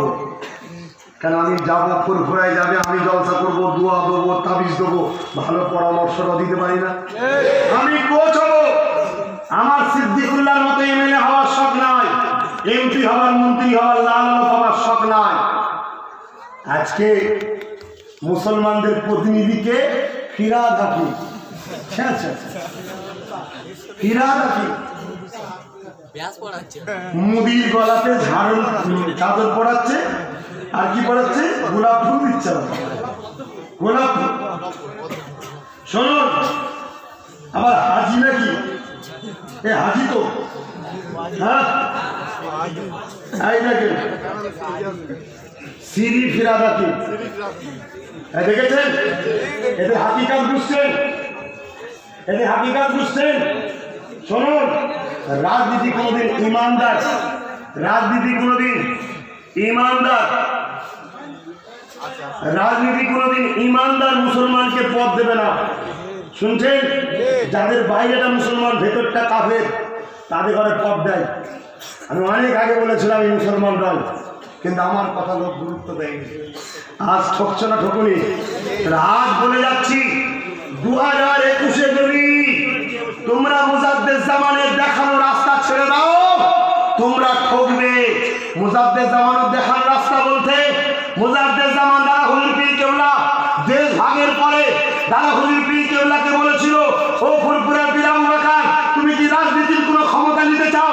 আমার আবু বকর বলেছিল, না লাগবে না, তবে আমি আবু বকর আমার মনোনীত 40টা প্রার্থী দেবো, 44টা প্রার্থী দেবো, ওই প্রার্থীকে দিতে হবে। আবু বকরের মনোনীত 44টা প্রার্থী আমার আবু বকর দিয়েছিল, ওই 44টাকেই আমার আল্লাহ জিতিয়ে দিয়েছিল। সেই 44টা বিধানসভায় গেছে, জনগণের চিল্লাবার জন্য। আজ নতুন নতুন আরো আইন তৈরি হবে, মুসলমান মসজিদ রাখতে পারবে না, ভোটাভুটি তো ওখানে হবে। তোমার কেউ আছে ওখানে? তা দুটো 10টা বাঘ বাচ্চা পাঠালে ছাগল বাচ্চা চুপ করে যাবে, তাহলে বাঘ বাচ্চা পাঠাতে হবে না? তুমি বাঘ বাচ্চা 73 বছর খুঁজতে গিয়ে তো ঠকেছো, একবার আমার হাতে দায়িত্ব দেওয়া যাবে? চিনতে কথা বলো, দেওয়া যাবে? আজকে কংগ্রেস বলেছে আমায় ভোট দাও, আমি তোমাদের এই দেবো ওই দেবো হ্যান দেবো ত্যান দেবো, লাস্টে বাঁশ দিয়েছে। বামফ্রন্ট বলেছে তোমরা আমাকে ভোট দাও, হ্যান দেবো এটা দেবো সেটা দেবো, লাস্টে কি দিয়েছে? গাঁটলা বাঁশ দিয়েছে। তারপরে কি দিয়েছে? তোমার এই দেবো মাছ দেবো হ্যান দেবো ত্যান দেবো, আমরা সবাই মিলে দিয়েছি, এবারে বাঁশ দিয়ে খেতে করে ওপরে তুলে চলে দেশে পাঠাবে বলে। আমি আব্বাস সিদ্দিকী যদি বলি তোমরা যদি আমাকে ভোট দাও, আমাকে যদি জিতাও, আমি তোমাদেরকে 4টে অধিকার দেবো। নাম্বার 1, অকাপ সম্পত্তির টাকা তোমাদের টাকা, ওই টাকা থেকে গরিব মেয়েদের বিবাহের জন্য 5 লক্ষ করে টাকা অ্যালার্ট করে বিল পাস করে দেবো। আমি চলে গেলেও কিয়ামত পর্যন্ত প্রত্যেকটা গরিব মেয়ে 5 লাখ করে টাকা বিবাহের জন্য পাবে, আইন পাস করে দেবো। দ্বিতীয় নম্বর হলো মুসলিম ছেলেরা যারা মাধ্যমিকে পাস করেছে 90% নম্বর পেয়েছে, ওই ছেলেদের ঘরে সরকারি আমাদের টাকা অকাপ সম্পত্তির টাকা থেকে সম্পূর্ণ ফ্রি পড়ার বিল পাস করে দেবো। সাথ দেবে না আমার? আজকে বুঝে দেখো, আজকে আমাদের গরিব ঘরের ছেলে আছে না নাই? 90% নাম্বার পায়, 95% নাম্বার পায়।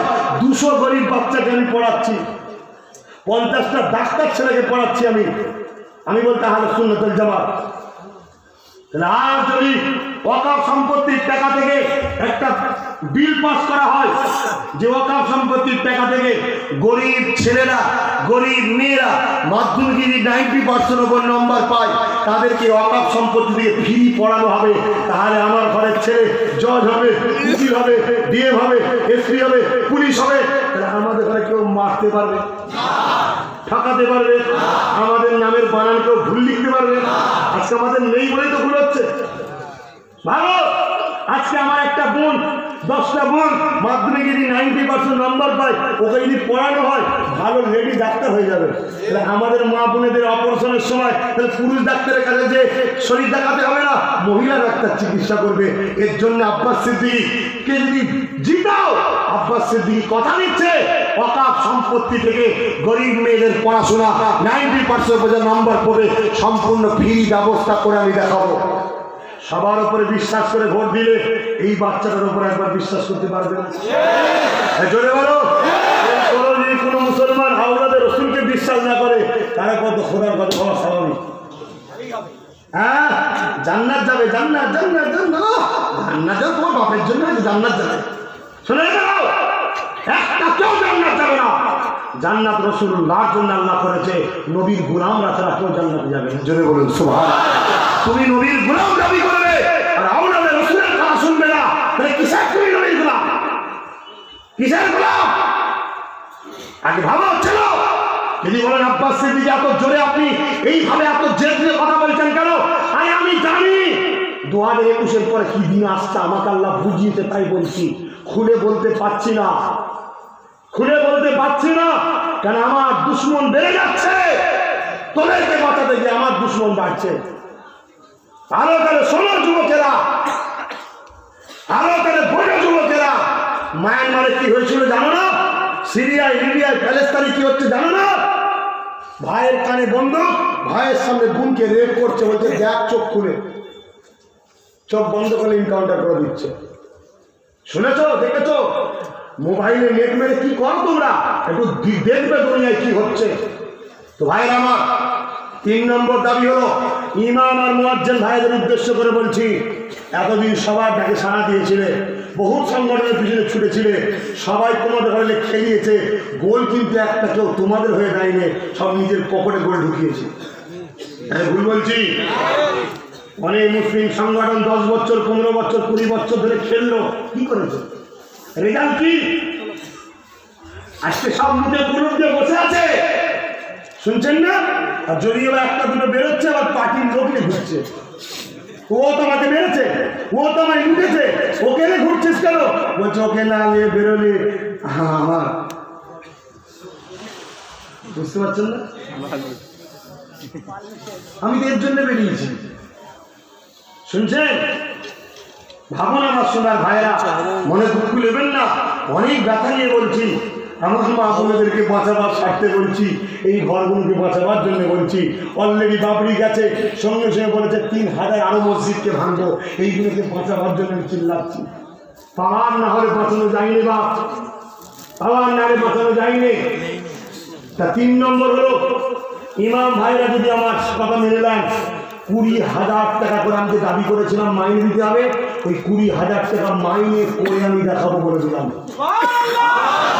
আমি কথা নিয়ে গেলাম, তোমরা সাথ দাও, সাথ দাও।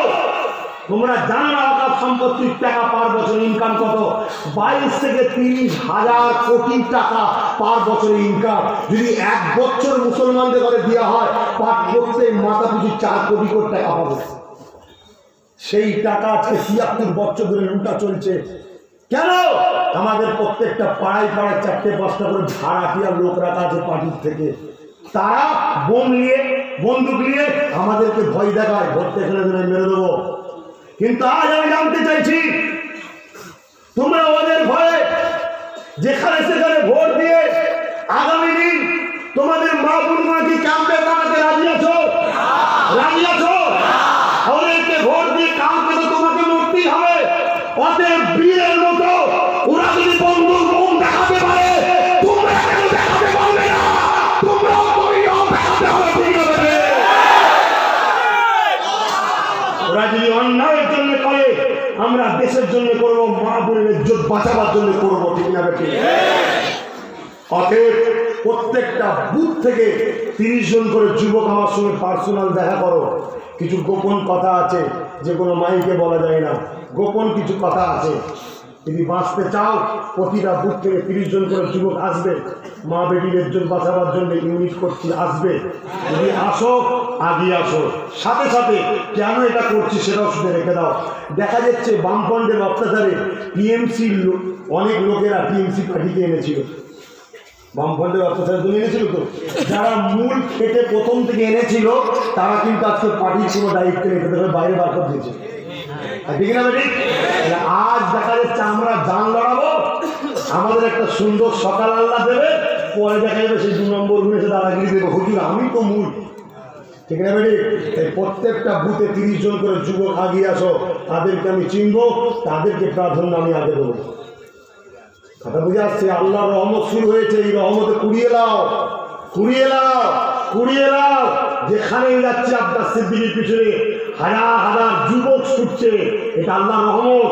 এই রহমতে কুড়িয়ে লাও, কুড়িয়ে লাও, ভবিষ্যৎ করে নাও, ভালো করে বলছি। আর সাথে সাথে যারা টিএমসির জন্য ভালো প্রথম থেকে এসে লড়েছিলে, আজ যারা তোমরা অধিকার পাওনি, ইজ্জত পাওনি, তাদেরকে বলবো আমার সঙ্গে তাড়াতাড়ি যোগাযোগ করো, তোমাদেরকে আমি ইজ্জত অধিকার পাইয়ে দেবো। ওপেন বলে গেলাম, কেন আর মুখ রেখে কথা বললে হবে না। এরপরে কেউ যদি মনে করো হুজুরের ছেলে, তুমি তো দেখি রাজনীতি করছি, 100 বার করবো, তোর ভালো লাগে বেরিয়ে যা, বেরিয়ে যা। তুমি পরে দালালি করে আমার জাতকে বিক্রি করছো না। আমরা কথা বলিনি বলে আজকে তোমাদের কবরের জায়গায় চলে গেলি। এখন নিশ্চুপ হয়ে যায়, কালকে তোদের বাঁচাবার কে থাকবে? দত্তপুকুর থানায় একটা ছেলেকে গলায় দড়িতে ঝুলিয়ে দিল, কোন এমএলএ আছে? কোন এমএলএ আছে? কেউ গেছে নাকি? আমার বাড়ি থেকে 5-7 কিলোমিটার দূরে 80 বাড়ি নামে বিয়ের মার্কেট করে ঘরে দিচ্ছিল না, এমএলএ কেউ দেখতে এসেছে? গেছে? একটা করে মেরে ফেলতে সব। আমার বক্তব্য এটাই, না টিএমসি, না বামফ্রন্ট, না কংগ্রেস, সবাই আমাদেরকে ধোঁকা দিয়েছে। বলুন না ঠিক? জোরে বলুন, জোরে বলুন। কারা কারা বলছেন হাত তুলে দেখা। আমার কথাটা শুনলে পারে। আমি চাইছি এই যে চেয়ারটাই বসে আছি, এটা মুখ্যমন্ত্রীর চেয়ার, বোঝাবার জন্য বলছি। এই চেয়ারটাই বসলেই তো ইজ্জত নাকি? হ্যাঁ, এই চেয়ারের কটা পা আছে?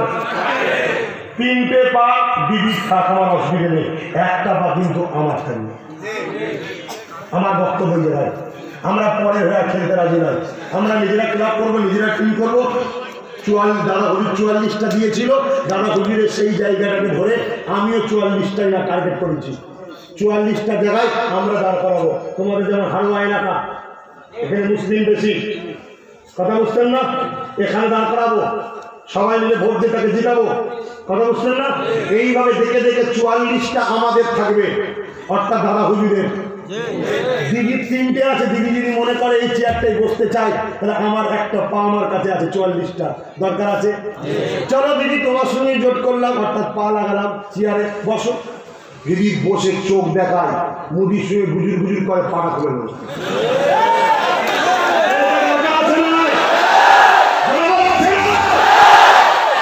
যদি দিদি বলে না আমি পাচ্ছি না, আমাকে তোমার সঙ্গে মিললে সিবিআই পাঠিয়ে আমার ভাইপোকে মুড়ি তুলে নিয়ে যায় বলছে, তো যাও বুদ্ধদেবের মতো রেস্টে থাকো, ঠিক আছে। বামফ্রন্ট যদি ঘুরে এসে বলে কই গো দাদা হুজুরের মুড়িদরা, দাদা হুজুরের মুড়িদরা আমাদের সাথে একটু সাথ দাও, দেবো, কিন্তু সেই একটা পা। এই চেয়ারে বসে যদি বলো মাদ্রাসায় সন্ত্রাস হয়, পা খুলে নেবো, 3টে পায়ে দাঁড়াতে পারবে চেয়ার? গদি করবে না, করবে না। যদি কংগ্রেস বলে করিব আমি তোমাদের সাথ দেবো, আগের 4টে দাবি মনে আছে, এইগুলো দিতে হবে, দিলেতেই পাঠা দেবো। এটা তো শুনছেন না, দিকে ভুল করছে, হ্যাঁ ভুল করছে। তাহলে একটা পা বানাবার জন্য নতুন ক্লাব, নতুন টিম, নতুন খেলোয়াড় হয়ে আমরা নামতে রাজি আছি। কোচ আমি হব, খেলবে তোমরা, কথা বুঝে আসছে। কিন্তু এর জন্য প্রত্যেকটা বুথ থেকে 30 জন করে লোক তাড়াতাড়ি আসো, কেন সময় বেশি দিন বাকি নাই। তোমরা 21-এর টার্গেটে আছো তো, কিন্তু আমার মনে হচ্ছে 21 যেতে দেবে না, তার আগে শুরু করবে, কেন এরা বুঝতে পেরে গেছে আমাদের ক্ষতি হচ্ছে। ভাই টোটাল যা কিছু বললাম, বলার পরে কেরলের একটা কথা বলি। কেরলে একজন আওলাদে রসুল পরিবার আছে, যেমন পশ্চিমবাংলায় দাদা হুজুর আছে, কেরলে একজন আছে। কেরলের যত মুসলমান আছে সবাই আওলাদে রসুল যা বলে তাই শুনে, শুনছেন? আজকে কেরলের মুসলমানরা বিপদে নাই, কেন? ওরা আওলাদে রসুলকে নেতা বলে মেনেছে। চলে যায় হায়দ্রাবাদে, ওখানে একজন আওলাদে রসুলের খানদান আছে, ওখানকার মুসলমানরা সব যা বলে আওলাদে রসুলের কথা বলে। 8,000 গরিব ছেলেকে সম্পূর্ণ পড়াচ্ছে, কি বলে, হায়দ্রাবাদে আওলাদে রসুলের উপর ছেড়ে দিয়েছে, ওরা আজকে শান্তিতে আছে। শুনুন, আপনারা ভুল করছেন ভাই, আমার নবীর কথা মানবেন না।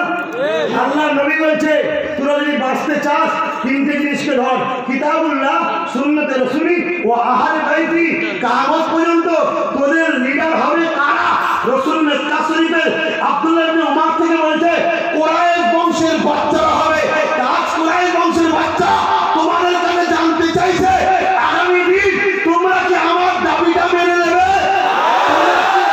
নেতৃত্বটা মেনে নেবে? তোমরা কি আমাকে জিতাবে?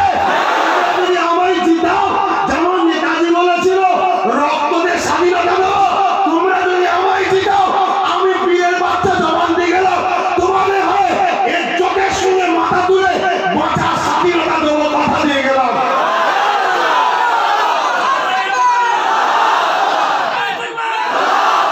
ভাইরা আমার, যদি বিশ্বাস এর পরও না হয়, আমার কিছু করার থাকবে না।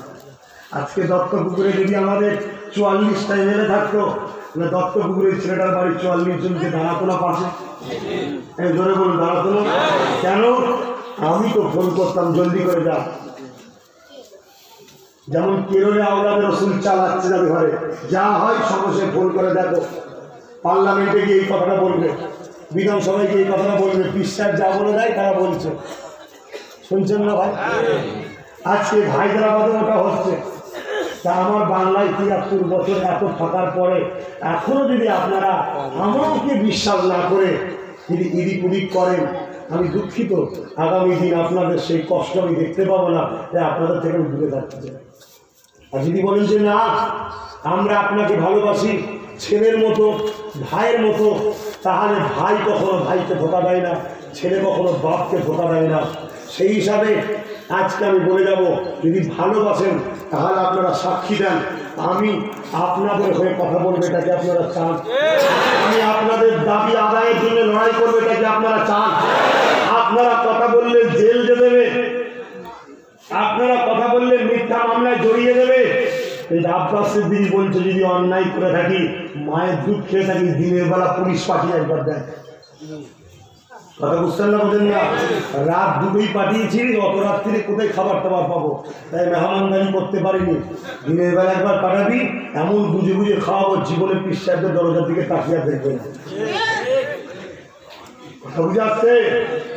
আল্লাহ সদর করে বলছি, বাংলার বুকে ওই দিনের পরের দিনে হাঁড়ির ভাত হাঁড়িতে রয়ে গেছে, লাখ লাখ বাড়ির লোক খানা খায়নি। তারপর দিনে খবরটা শুনে কি হয়েছে, কি হয়েছে? আর আমার বাড়ি থেকে একটাই প্রচার হয়েছে, আমি সবাইকে বলে দিচ্ছি, সবাইকে বলবি কিচ্ছু হয়নি। কেন বলেছিলাম? তখন একটা এনআরসির হাওয়া চলছে। এই সময় দুটো আগুন এক জায়গায় হয়ে যায়, কিছু পাগল মহব্বত আছে না নাই? দোষ করলো দুজন, মারতে শুরু করলে কার মার কার গায়ে যাবে, হাজার হাজার লোকের ক্ষতি হয়ে যাবে।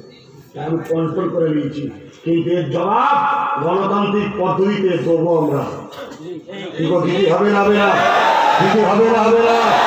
আজকে বলো তো দেখি, যে দাদা হুজুরকে বাংলা সবাই ভালোবাসে, শুধু মুসলিম নয়। আজকে দুঃখ, কোনো মুসলিম সংগঠন কিন্তু এর বিষয়ে আন্দোলন এখনো করেনি। অথচ হিন্দুরা আন্দোলন করছে, আদিবাসীরা আন্দোলন করছে, দলিতরা আন্দোলন করছে। কেন পীরমহলে হামলা করা হলো শুনছেন ভাই? কেন মুসলমানরা আন্দোলন করতে পারেন বুঝতে পারছেন না? সবটা এই পর্যন্ত খেয়ে রেখেছে। কথা বললেই তো টানবে, এই হারাম করে টাকা বার কর, শুনছেন না? অথচ হিন্দু, আদিবাসী, দলিত তার চিৎকার দিচ্ছে। তারপরেও আমি প্রত্যেকটা সংগঠনকে বলবো, আমি তোমাদের বিরুদ্ধে নয়। আসো, আগামী দিন মুসলিম, দলিত, আদিবাসীদের বাঁচাবার জন্য আব্বাস সিদ্দিকী ডাক দিচ্ছে, আসো এক হয়ে আমরা আন্দোলন করি, ঠিক না বেটি? এরপরও যদি আমার ডাকে কেউ সাড়া না দিয়ে যদি এই ইউনিটটাকে ভাঙার জন্য পার্টির টাকা খেয়ে পাশ থেকে যদি সংগঠন তুলে বলে যে আমার 20টা লাগবে, আমার 30টা লাগবে, জানবেন আমার মুসলমানদের মধ্যে ডিভাইড তৈরি করছে, যাতে করে মুসলমান এক হয়ে গেলে অনেক সিট বার করে নেবে, টুকরো টুকরো করে ফেললে সিট বার করতে পারবে না। কথা মাথায় ঢুকছে না, ঢোকেন না? কোনো দিকে এখন কান দেবেন না। আপনারা এই পবিত্র মাহফিলে বসে কথা দিলেন, আমি কি তাহলে আপনাদের হয়ে আগামী দিন লড়বো না বন্ধ করবো? কথা দিচ্ছেন? আমার কি দাবি? একটা চেয়ারে একটা পা লাগবে। 44টা দাদা হুজুর দিয়েছিল, আমিও 44টা দেবো। সেই 44 জনকে নির্বাচন করব আমি, দাদা হুজুরের মুরিদের মধ্যে থেকে ভালো ছেলে, ভালো লোক, হাজি পরেশগার মানুষ দেখে, ঠিক না বেটি? নির্বাচন করব। কিন্তু এমনি এমনি নয়, সব খাতা কলমে কাগজে লিখা শৈশাবত করে দেবো, নাই জিতার পরে তুমি অন্যদিকে হাওয়াই উঠবে না, সব শৈশাবত থাকবে। অত সহজ নয়, অনেক ঠকেছি। 2021-এ যদি আমরা ভুল পদক্ষেপ হয়ে যাই, 2022 থেকে আর কষ্ট করতে হবে না, ভোট দেওয়ার অধিকার তোমাদের থাকবে। তোমাদের নাগরিকত্বটাকে কেড়ে নেওয়ার একটা প্ল্যান ছিল, শুধু তোমরা নয়, আদিবাসী, দলিত, গরিব সম্প্রদায় সবাইকে মিটিয়ে দেবে। এই জায়গায় আমি আব্বাস সিদ্দিকী তোমাদেরকে বাঁচাবার স্বার্থে এই চেষ্টাটা করছি। আল্লাহকে সাক্ষী রেখে একেবারে দিল থেকে সত্য কথা বললে, মিথ্যা বললে গোনা হয়। আমি আব্বাস সিদ্দিকী কিছু ভুল করছি মনে হচ্ছে, কারো কারো মনে হচ্ছে ভুল করছি। তোমার সোনার ভাই বলো যদি ভুল করে থাকে, মিশা বলো। আর যদি মনে হয় যে ঠিক করছি, তাহলে তোমাদের হয়ে লড়তে গিয়ে কেউ যদি আমার কলার ধরতে আসে, তার কালো হাতটা ভাঙবে কারা? বলুন, আপনার দিদির বিরুদ্ধে আমরা নয়, দাদার বিরুদ্ধে আমরা নয়, আর আমাদের এখন কি বলে প্রিয়ঙ্কা বোন বিরুদ্ধে নয়। আমাদের একটা পায়া লাগবে, গরিব মেয়েদের বিবাহের জন্য 5 লক্ষ করে টাকা বিল পাস করতে হবে, ইমামদের জন্য 20,000, মুয়াজ্জিনদের 10,000 বিল পাস করতে হবে, গরিব ছেলেদেরকে পড়ানোর জন্য ফ্রি ব্যবস্থা করতে হবে। এর সাথে সাথে আর একটা দাবি আছে, শুনবেন? দাদা হুজুর কি আপনাদের নয়? এত সবার নামে হসপিটাল আছে, সবার নামে বিশ্ববিদ্যালয় আছে, দাদা হুজুরের নামে নেই। এই মাতুয়া বলে একটা ধর্ম আছে, মাতুয়া, বাংলাদেশ থেকে আসা মাতুয়া 1%। কত পার্সেন্ট? আর দাদা হুজুর হলো 24%। অর্থাৎ তোমরা কত পার্সেন্ট? 24। 1%টা বেশি পাওয়ার না 24%? 1%-এ একটা এমপি আছে, তাহলে 24%-এ কটা দরকার? 24টা। আপনাদের কটা আছে? কেন ওই তো রয়েছে ফিলিং করছিল যে এটা আপনাদের না, ওটা টিএমসি দাদা বুঝলেন না, কথা বুঝে আসছে? ওদের 1%-এর দুটো এমএলএ আছে, আপনাদের কটা আছে? কেন নেই? প্রশ্ন কখনো করেছে? আর এত যেসব আপনাদের দরদি সব সংগঠন এরা কখনো করেছে? হ্যাঁ, এখন পার্টির টাকা খেয়ে আবার নতুন করে আমাদের সুন্নতের জামাতের একতাকে ভাঙতে চাইছে, এদেরও জবাব দেবো কিন্তু, ঠিক আছে বেটি? 3 নম্বর কথা হলো ওদের 10,000 লোকের চাকরি আছে 1%-এ, দাদা হুজুরের মুরিদদের 2,40,000 চাকরি হওয়া দরকার। যদি আব্বাস সিদ্দিক দিয়ে সত্যি জিতাতে পারেন, আমি কথা দিয়েছি, ওরা যদি 10,000 পায় 1%-এ, তোমার 2,40,000 চাকরি গলায় পা দিয়ে বার করে দেখিয়ে দেবো, কথা দিয়ে গেলাম। কিন্তু জিতাতে হবে আমাকে, মানে আমি কি দাঁড়াবো নাকি? মানে আমি যাকে যেখানে দাঁড় করাবো তাকে সেখানে জিতাতে হবে, কথা বুঝছেন না? ওদের 1%-এ একটা বিশ্ববিদ্যালয় আছে, একটা সুপার স্পেশাল হসপিটাল আছে, মাতুয়াদের যেসব ছেলেরা ভালো শিক্ষিত গরিব ফ্রি পড়ছে, দাদা হুজুরের নামে যদি বিশ্ববিদ্যালয় হয়, দাদা হুজুরের মুরিদরা ফ্রি পড়তে পারবে না? ওদের যেখানে অন্য জায়গায় 70-80 লাখ টাকা অপারেশনের খরচ, মাতুয়ারা হলে কার্ড আছে, মাতুয়ারের সঙ্গে সে ফ্রি চিকিৎসা হচ্ছে।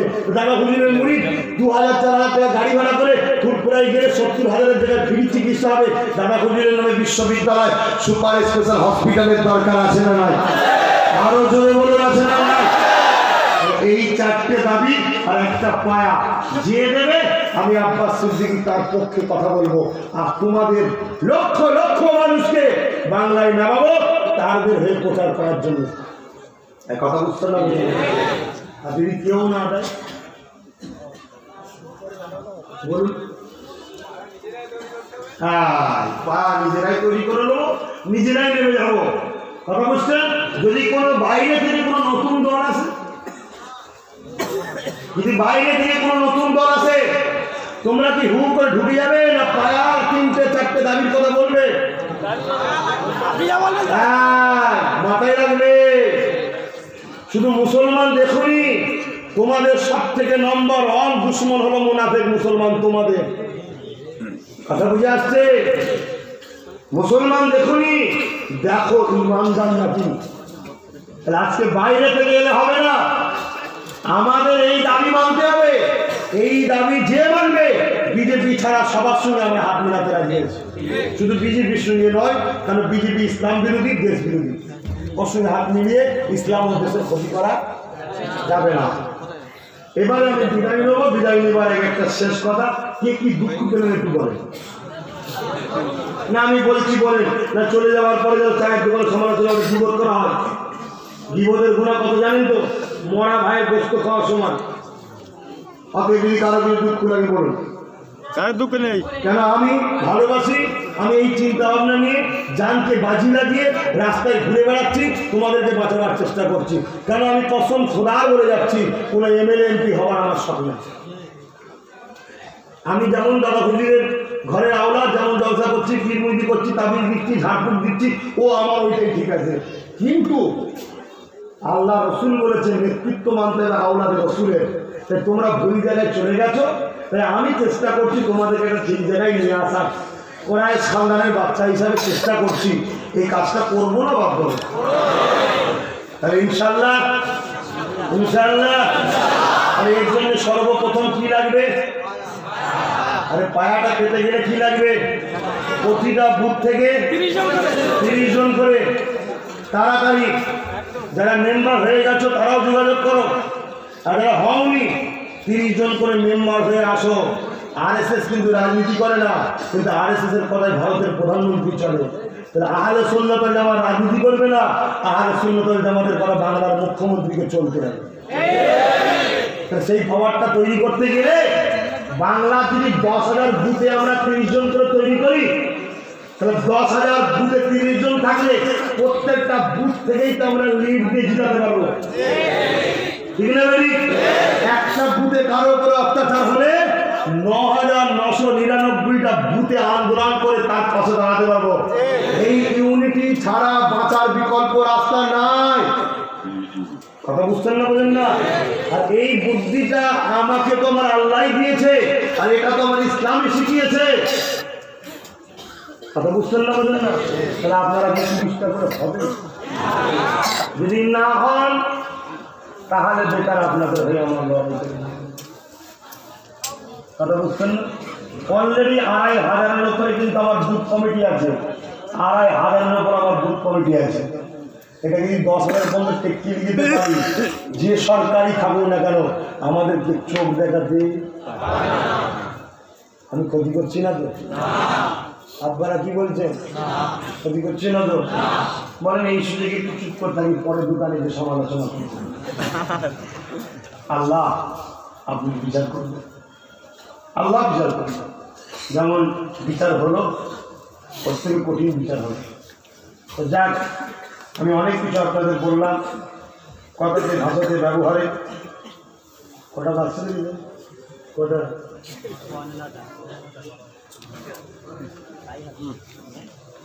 বলতে হবে রোজ চিল্লাচ্ছি। আচ্ছা বলেন তো ভাই, আমার কি পয়সার অভাব আছে? খাওয়ার অভাব আছে? আমি ফুলপুরা শরীফে এসে ১০০ কোটি টাকা গাড়ি কেনার জন্য চেয়েছিলাম, জানেন? আপনারা ছিলেন কি? জানেন কত টাকা লোক দিয়েছিল?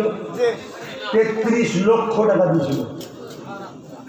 তাহলে আমার একদিনে যদি ৩৩ লক্ষ টাকা দেয়, তাহলে আমার কি টাকার অভাব আছে? সেই ৩৩ লক্ষ টাকা আমি কিসে দান করেছি?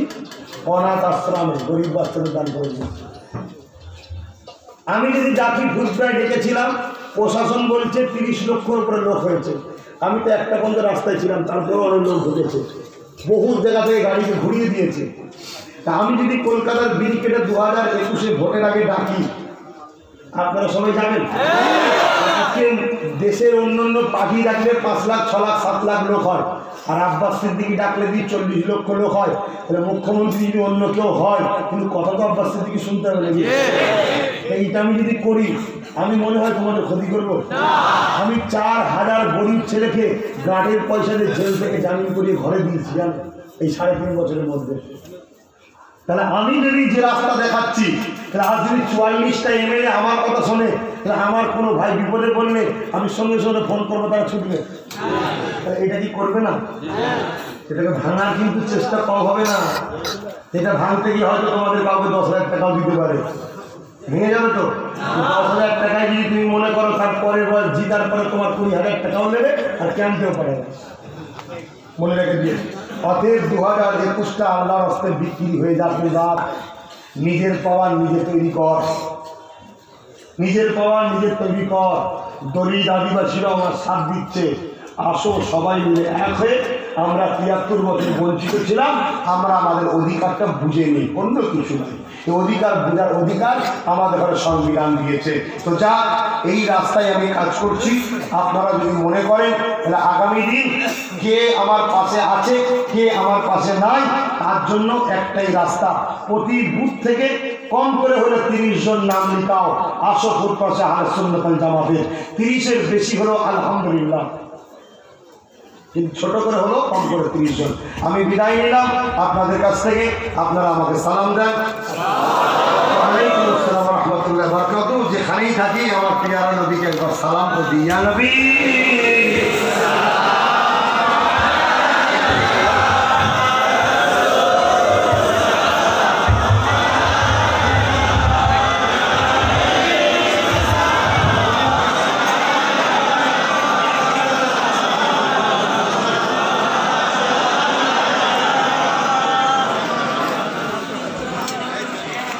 نعم طلع البدر علينا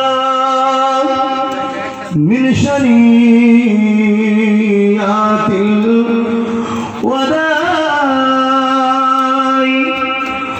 وجب الشكر علينا ما دعا لله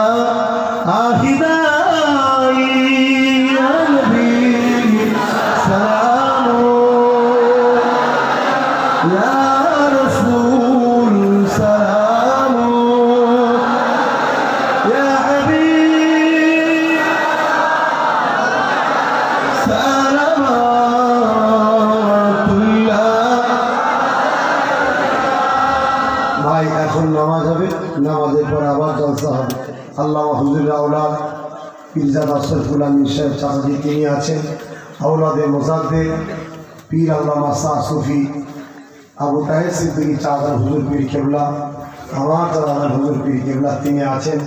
আলোচনা করবেন, আখিরি দোয়া উনি করবেন, নিয়ে যাবেন, চলে যাবেন না। আমি বিদায় নিচ্ছি। আবার একবার বলছি, আপনারা কিন্তু আমার বাপ হন, মুরব্বীরা। বাচ্চা যদি ভুল করে সমালোচনা না করে বাচ্চাকে শিক্ষা দেওয়া দরকার, বাবা এটা করুনি তুমি, ঠিক না বেশি? আপনারা আমার ভাই হন, ভাই যদি ভুল করে শিক্ষা দেওয়া দরকার যে ভাইজান হিসাব করার দরকার নেই, নোংরা জিনিস সরে যান, কিন্তু সমালোচনা করবেন না। কেন? আপনারা নিজেদের কবর নিজেরা খুঁজছেন। কারণ আমার সঙ্গে নবী পাকের একটা সম্পর্ক আছে, আমি সেই খানদানের বাচ্চা, কোরাইশ বংশের আওলাদ। সেই জায়গায় আমি আপনাদেরকে ভালোবাসার চেষ্টায় এই রাস্তা দেখালাম। আমি কোনো রাজনীতির বিরুদ্ধে নয় যে আমাকে একটা পায়া চারটে দাবি দেবে তার হয়ে লড়বো। আদিবাসী দলিতদের জন্য বৌন দপ্তরের টাকা থেকে তাদেরকেও স্কুল কলেজ করে পড়াতে হবে, এটাও আমার দাবি। কথা বুঝে আসছে? অতএব এই কাজে যে আমার সাথ দেবে, কিন্তু আপনাদের কাছে অনুরোধ করব তাড়াতাড়ি আপনারা দেরি করবেন না। প্রতিটা বুথে 30 জন করে কিন্তু তাড়াতাড়ি আসেন ভাই। আমি খুলে বলতে পারছি না, আপনারা আমার কাছে আসেন, আমার কাছে অনেক গ্রুপ আছে, আপনারা দেখাবো যে আপনারা কত বিপদের কাছে আছেন, আপনারা জানেন না। শোনেন, ফেব্রুয়ারি থেকে NPR প্ল্যান করে বাংলায় চালু করার প্ল্যান চালাচ্ছে, ওটাও আমাদের মশাল্লা বারাকাল্লাহ দিদিমণি সাহেবের সহযোগিতাই হবে। সেই জায়গায় খবরদার কেউ কোনো ডকুমেন্টস চাইলে আল্লাহর হস্তে বলছি দেবেন না। কথা বুঝে আসছে?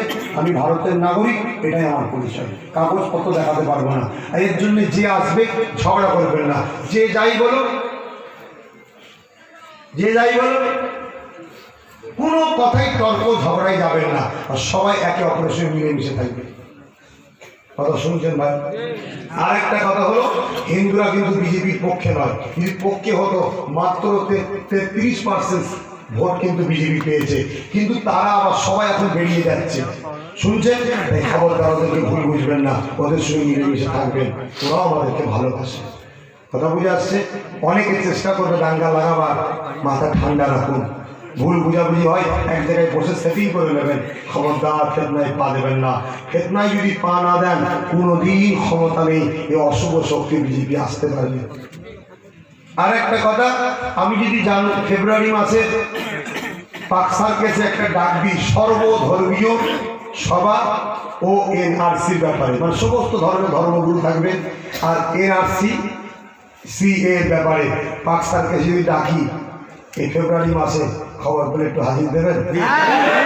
আলহামদুলিল্লাহ। আপনার কেন আমি চাইছি এমন একটা জনসভা কলকাতায় দেখাবো, যে জনসভাটা দেখে যেন দ্বিতীয়বার মোদি আর বাংলায় আসার শখ না হয়। কথা বুঝে আসছে? আমরা ভাবতে পারিনি যে এত বড় ধোঁকা আমাদের সঙ্গে দিদি করবে, তাই মোদি সুস্থভাবে এসে দেশ থেকে ঘুরে চলে গেল। যদি ভাবতে পারতাম যে দিদি আমাদের সাথে নয়, মোদির সাথে আছে, তাহলে আমরা আগে থেকে আরো ষড়যন্ত্র প্ল্যান তৈরি করতাম, যেখানে এই অপদার্থকে আমার বাংলায় ঢুকতে দিতাম না, যে কিনা ইন্ডিয়ার মানুষ নয়। যদি বলেন আপনি কি বলছেন, একটা শিক্ষক দেখান তো মোদিকে পড়িয়েছে, পাওয়া গেছে ভাই? একটা ছেলে দেখান তো যে মোদির সঙ্গে পড়াশোনা করেছে। আমি যখন পড়াশোনা করেছি কাতুলিয়া মাসা থেকে, আমার অনেক উস্তাদ আছে, তারা গর্ব করে বলে আব্বাসকে আমি পড়িয়েছি। কথা ঠিকই, আমার হুজুরটা খুব মাত্রমায়, খুব বিক্ত। আমি দোয়া করি আমার হুজুর এবং হুজুরের আহলিয়া আমার আম্মা হয়, আজকে তারা মেরেছিল বলেই তো আজকে আব্বাস সিদ্দিকী বাংলা দাবিয়ে বেড়াচ্ছে। যদি আমার উস্তাদরা আমাকে না মারতো, আমাকে যদি শিক্ষা না দিত, তাহলে হয়তো আমি আর জবান করতে পারতাম না, আমিও কোনো জায়গায় কারো কাছে টাকা খেয়ে হয়তো দাঁড়ানি করতাম। এটা আমার উস্তাদদের অবদান, এটা আমার উস্তাদদের চেষ্টা, ওসিলা। বেশাক আল্লাহ বাঁচাচ্ছে, ঠিক না? বেটিকে ওসিলা হয়, এটা আমার উস্তাদ হুজুরদের ওসিলা। তারা আজকে আমাকে মেরেছিল, রাগ করেছিল, পড়িয়েছিল, সত্য রাস্তা দেখিয়েছিল, তাই আজকে আমি বুক ঠুকে কথা বলতে পারছি। তারা আজকে আমার সঙ্গে যারা পড়েছিল, বহু জায়গায় বহু ছাত্র ভাইয়ের সঙ্গে দেখা হয়, বন্ধু আমার, একসাথে পড়াশোনা করেছি, কেমন আছে না আছে তারাও খুশি হয় যে আব্বাস ভাইজান তুমি কোথায় চলে গেলে, আমরা কোথায়, খুশি হয় না? তাহলে মোদি যদি ভারতের হতো, ভারতে পড়াশোনা করতে একটাও তো ছেলে বলবে বাবা আমার পাশে বসতো স্কুলে, আমার সাথে পড়াশোনা করতে একটা পাওয়া যাচ্ছে। যদি কেউ পড়াতো তাও বলতো, ওর যদি কোনো জায়গায় চায়ের দোকানে, যেমন আমি এই চাওয়ালার দোকানে চা খেলাম, একদিন না একদিন দেখা হলে তো বলতে পারবে হ্যাঁ আমি চা খেয়েছিলাম, চাওয়ালার দোকানে চাকে চিনি। তো মুদির দোকানে চা একটা কেউ খেয়েছে ভারতে খুঁজে পাওয়া যাচ্ছে না। এসবগুলো ফেক মিডিয়া মানুষের সিম্পিতি দিচ্ছে। দেখেছো আমি একটা গরিব মানুষ আজকে কোথায় উঠেছি, কথা বুঝছেন না?